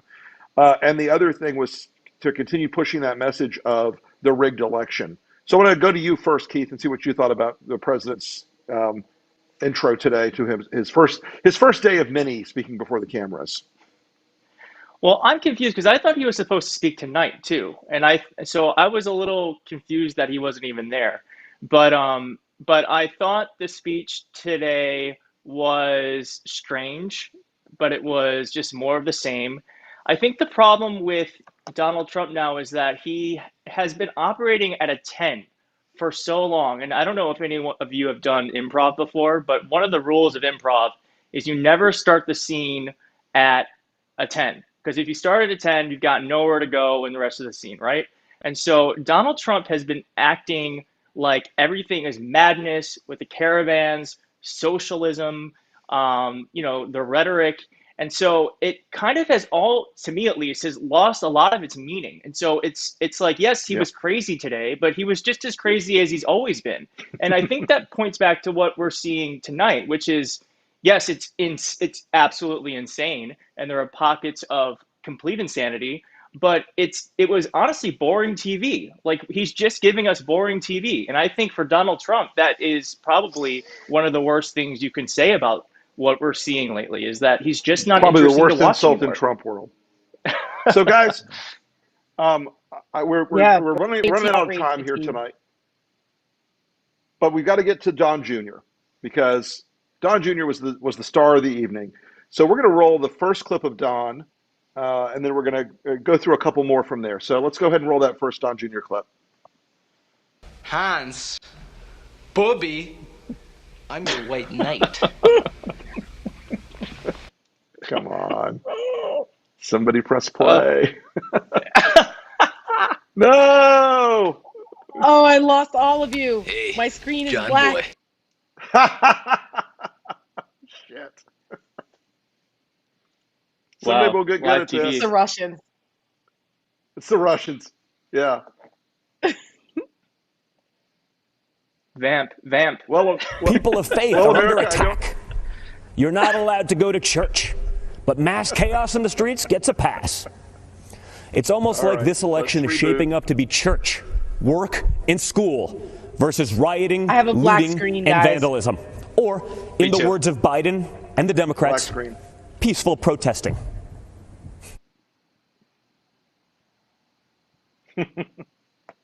So, yeah, the resemblance between Ellis from Die Hard and Don Jr. cannot be overstated. I'd like to throw my friend Colt Taylor a props for pointing that one out to me earlier tonight.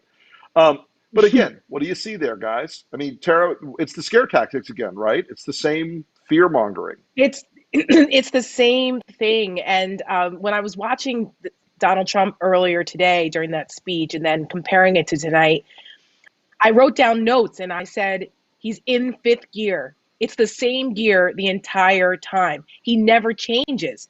It's the same boring greatest hits. He just goes down the list.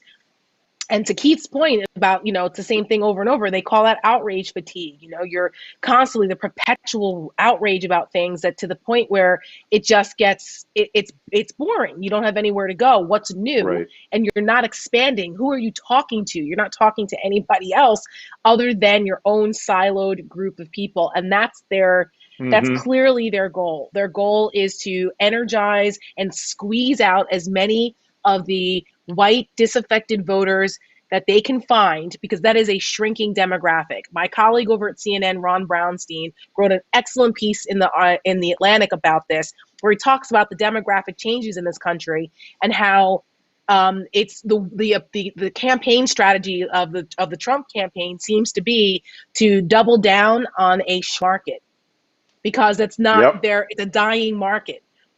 And that is not in business. That would be a failed strategy. It's not going to work electorally for very long. It's not a sustainable strategy. Right, Mike. So the Democrats really need to catch in to what they're doing, because he lists it what they're going to go after them with. Right. There's the power, and again, I'm going to date myself here a little bit, Rick, if I might. But look, I came of age during the Reagan era, right? That's why I became a Republican. And as a kid, my teenage kid, watching Reagan's speech, watching what he was broadcasting to the world, there was a steely, innate confidence in that president who, in a world which was very chaotic, gave America an innate confidence based off of the integrity of what he believed in the power of his ideas. What we have become and what this party has degenerated to within a generation is so striking and so shocking and so heartbreaking to watch the contrast of what Ronald Reagan was pronouncing with that, again, that assured, optimistic view of not only who we were as an American people, but what we could do as a universal idea for the world. That's not only gone, it's when you see it visually, and the power of that ad you just did with his words and his voice, to see Don Jr. then just peddling fear in fifth gear, as Tara just said quite accurately, it's not a party, I think, that can be resuscitated in any way, shape, or form. It's an entirely different creature. It's interesting Kimberly because all of us have Guilfoyle looking noticed like a North Korean. You should have put North Korean music to Kimberly Guilfoyle. She should have had the pink handbok on and but yeah. I think that's what I think that sort of runs through all of us. We saw tonight a spectacle about Donald Trump. It wasn't about a party or a philosophy or anything other than him. It's definitionally the only thing he is now. So guys, that's why there's no platform. That's why there's no platform, Rick. We're going to try to run that people need to realize clip. There's no platform. We're going to try to run that Don Jr. clip one more time, folks, and see if we don't break the internet again. People of faith are under attack. You're not allowed to go to church, but mass chaos in the streets gets a pass. Chaos. It's almost like this election is shaping up to be church, work, and school versus rioting, looting, and vandalism. Or, in the words of Biden and the Democrats, peaceful protesting. What is wrong with his eyes? I mean, I know the answer to this question. I think we all know the answer to this question, but he needs to really like dial back the Bolivian marching powder. Sorry, guys. Caffeine. It's live. It's like live that a streaming lot. TV. It's We're all caffeine. tired. Caffeine. The caffeine. Yeah. Yes, the caffeine. It's So, all caffeine. yeah, No, all it's the caffeine. new COVID. It's the new COVID treatment. They're testing it on. Right. It's the So new Donald- elixir. Donald, that's what they're calling it. So Yeah. Donald Trump Jr. also promised us tonight that we can have anything we want, anything. You know what I thought of when he said we could have anything we want? This other fine Trump message.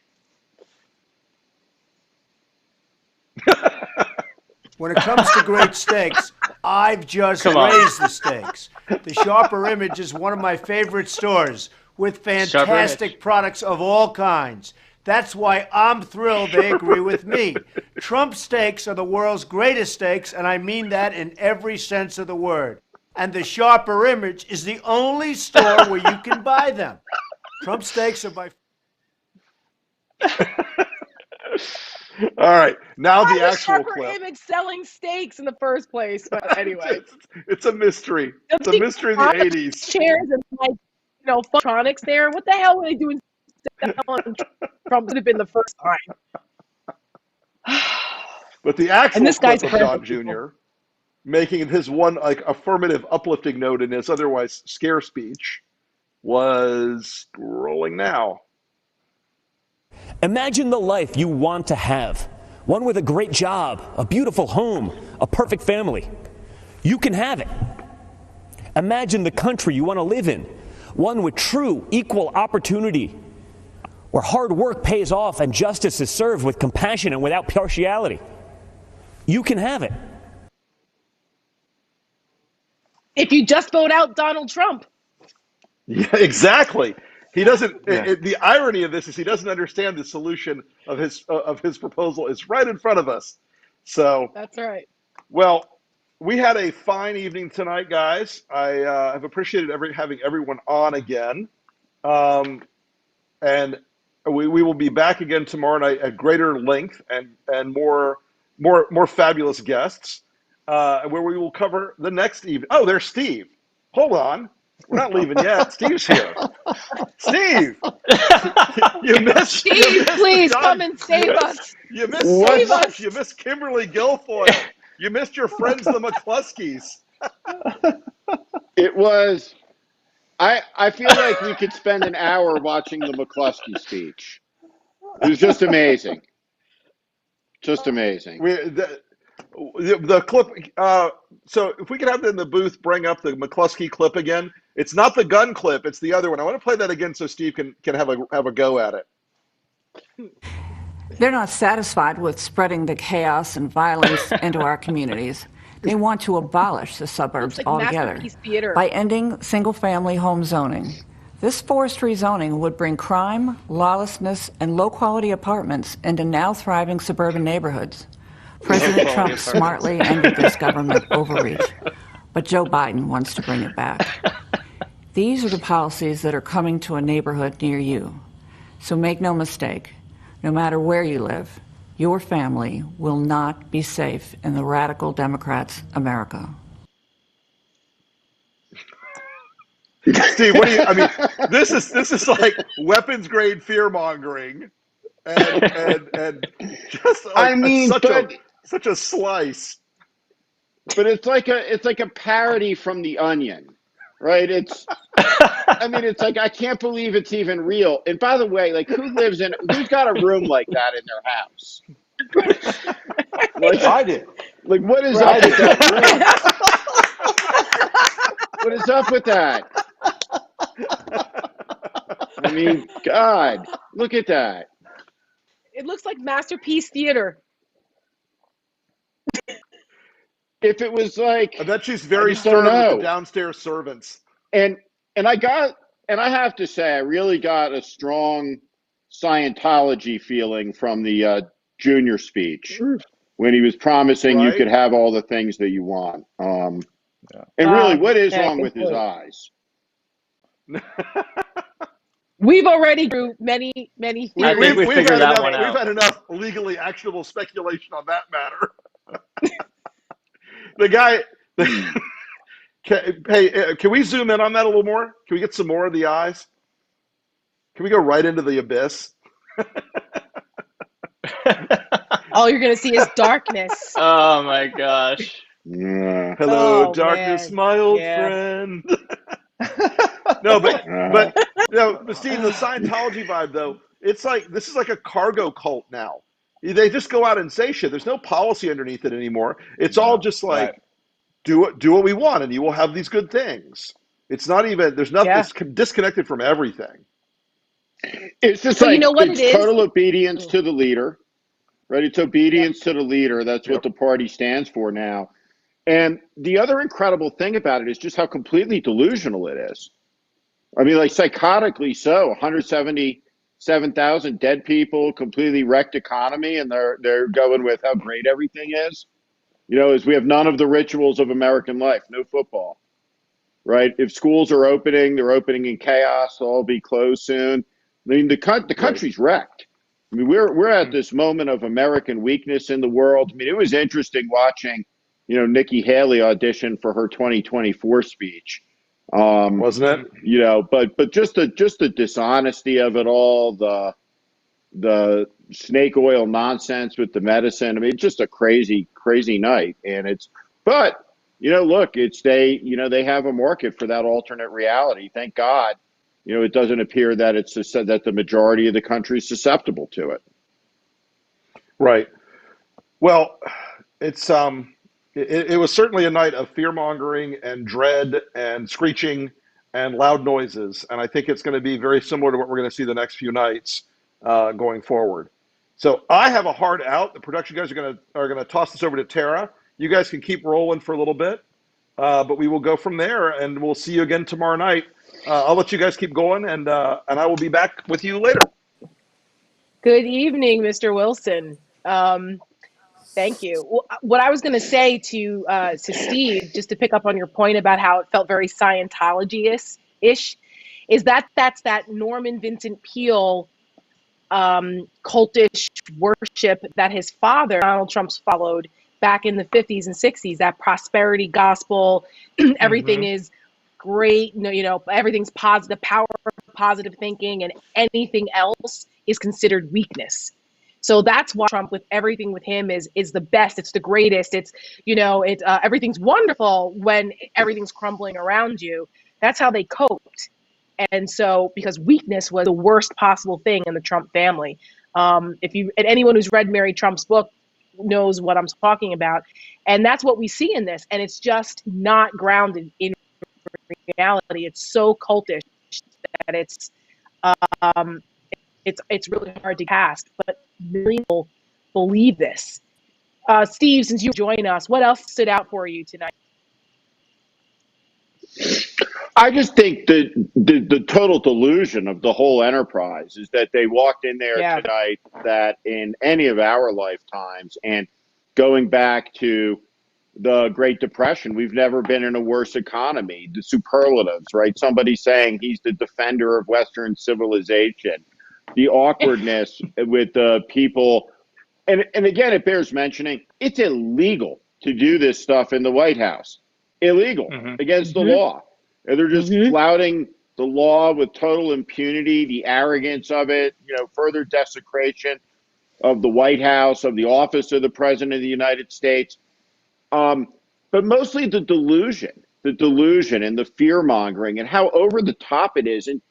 And just frankly, how stupid so many of the representations are, right? It's just dumb, right? It's just so obviously delusionally untrue, but they seem unrestrained in making the argument. I mean, I think that for the country, it may be that if you watch, you know, One American Network, or you watch Newsmax, or you're watching Fox News, you're sealed in that right-wing bubble. But to see this stuff confront actual reality, right, the way it does uniquely when these conventions occur, particularly one like this tonight. You know, I just don't think they did themselves any favors tonight. It was a parody, you know, as much of anything else, a real theater of the absurd.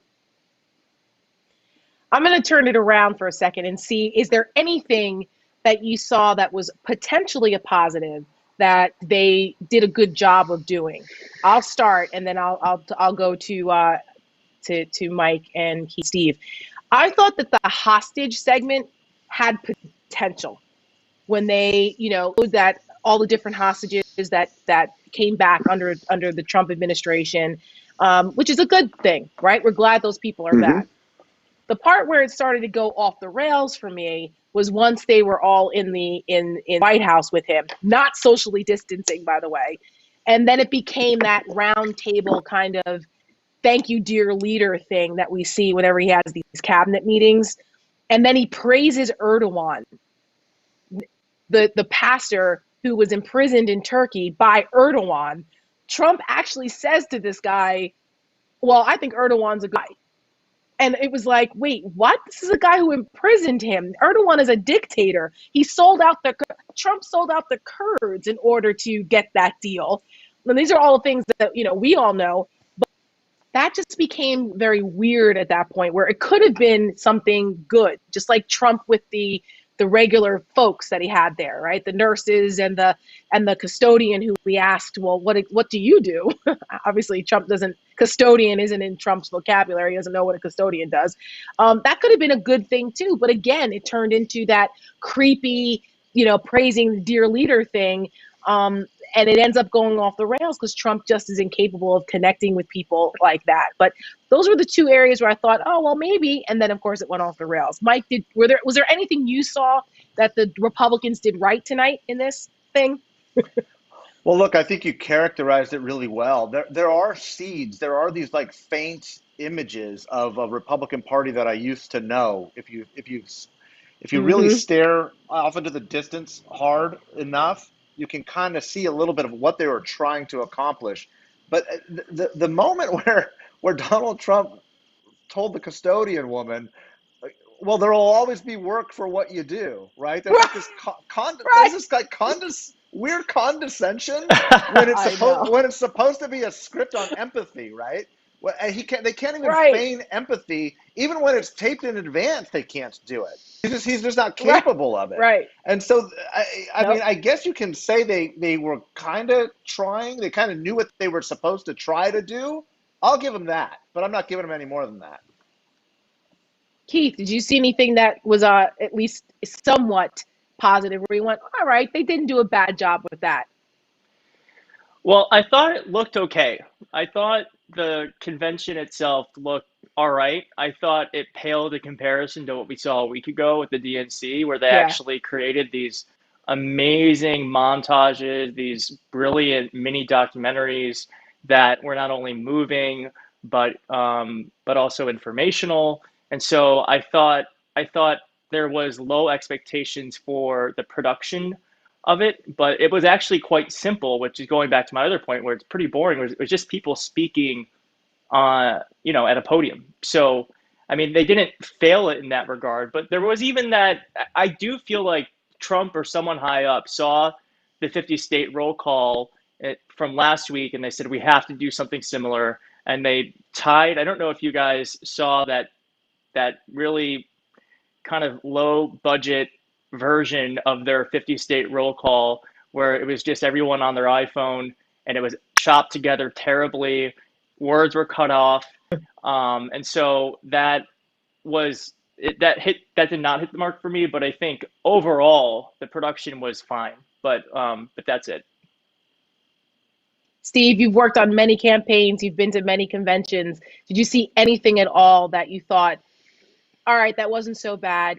They did a good job. This is something they could build off of potentially that could resonate beyond just their typical audience? No, I thought it was crazy people coming to the podium and saying crazy things. And then there were some normal people who came to the podium and said crazy things. But it was mostly about people saying crazy things, and I guess I'll go with go with you on the hostages. Right? Is that it's good? I'm happy that all the hostages are back. I think when it was in the White House, the dear leader stuff, I agree with you, was creepy. But I always think about the hostages. Do you remember? Everyone our age will remember this. Like Keith might be too young, but remember when we were kids, when there were hostages anywhere, Jesse Jackson was always the guy who would go and get them out. Right. Right.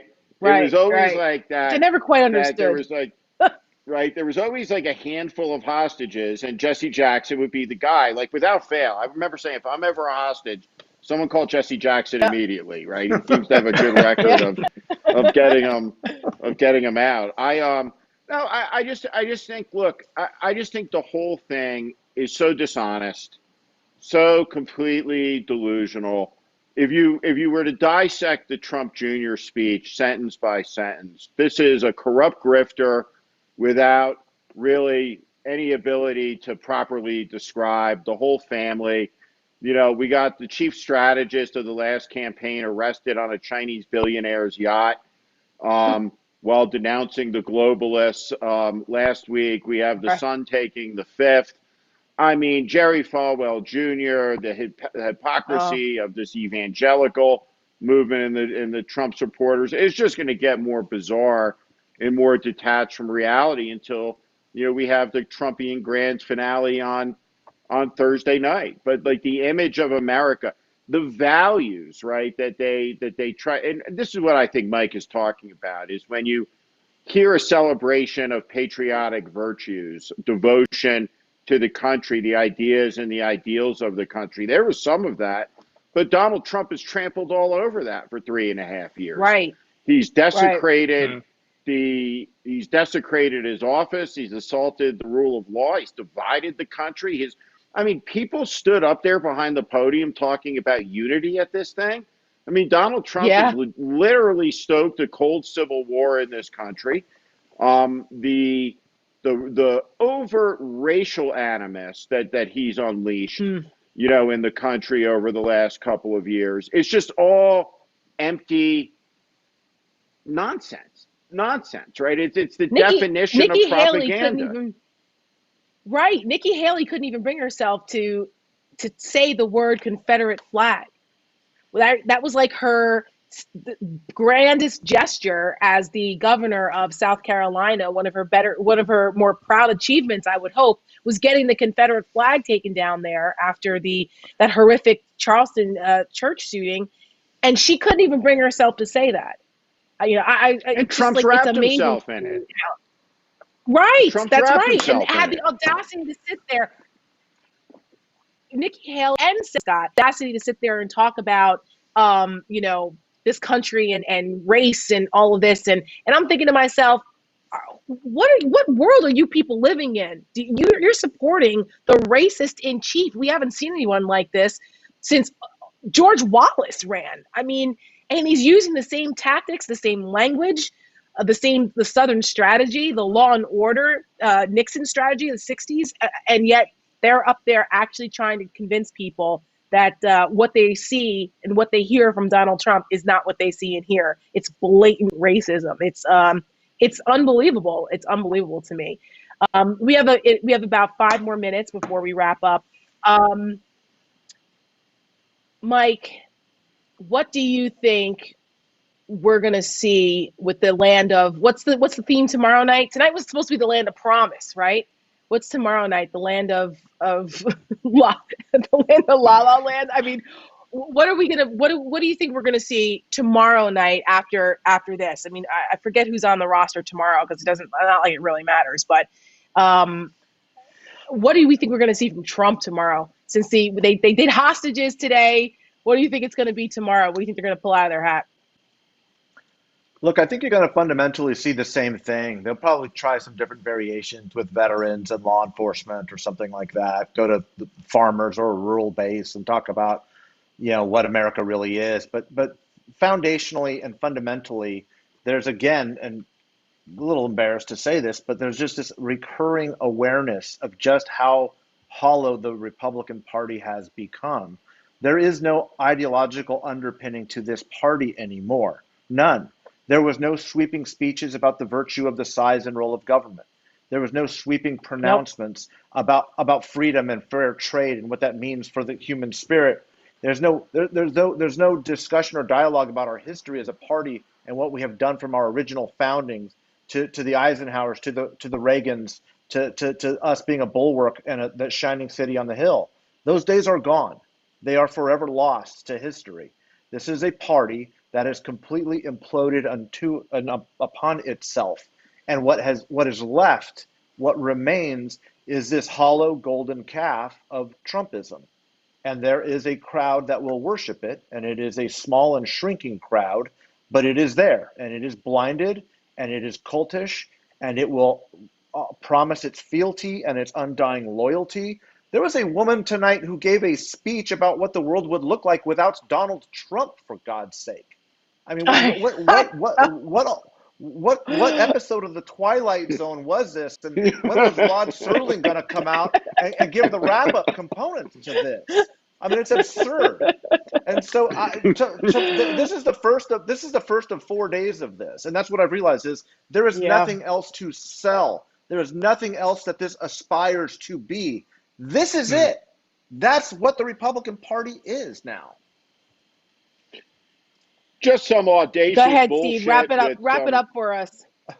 I mean, we'll see some audacious bullshit and gaslighting tomorrow with a sprinkling of nationalism and racism and snake oil medical solutions and, more division of the country. I mean, it's going to get crazier every night. And, 20 years from now, we'll all look back on this, and I think everyone will be able to have a proper perspective on, this first night just completely encapsulates the insanity of this era.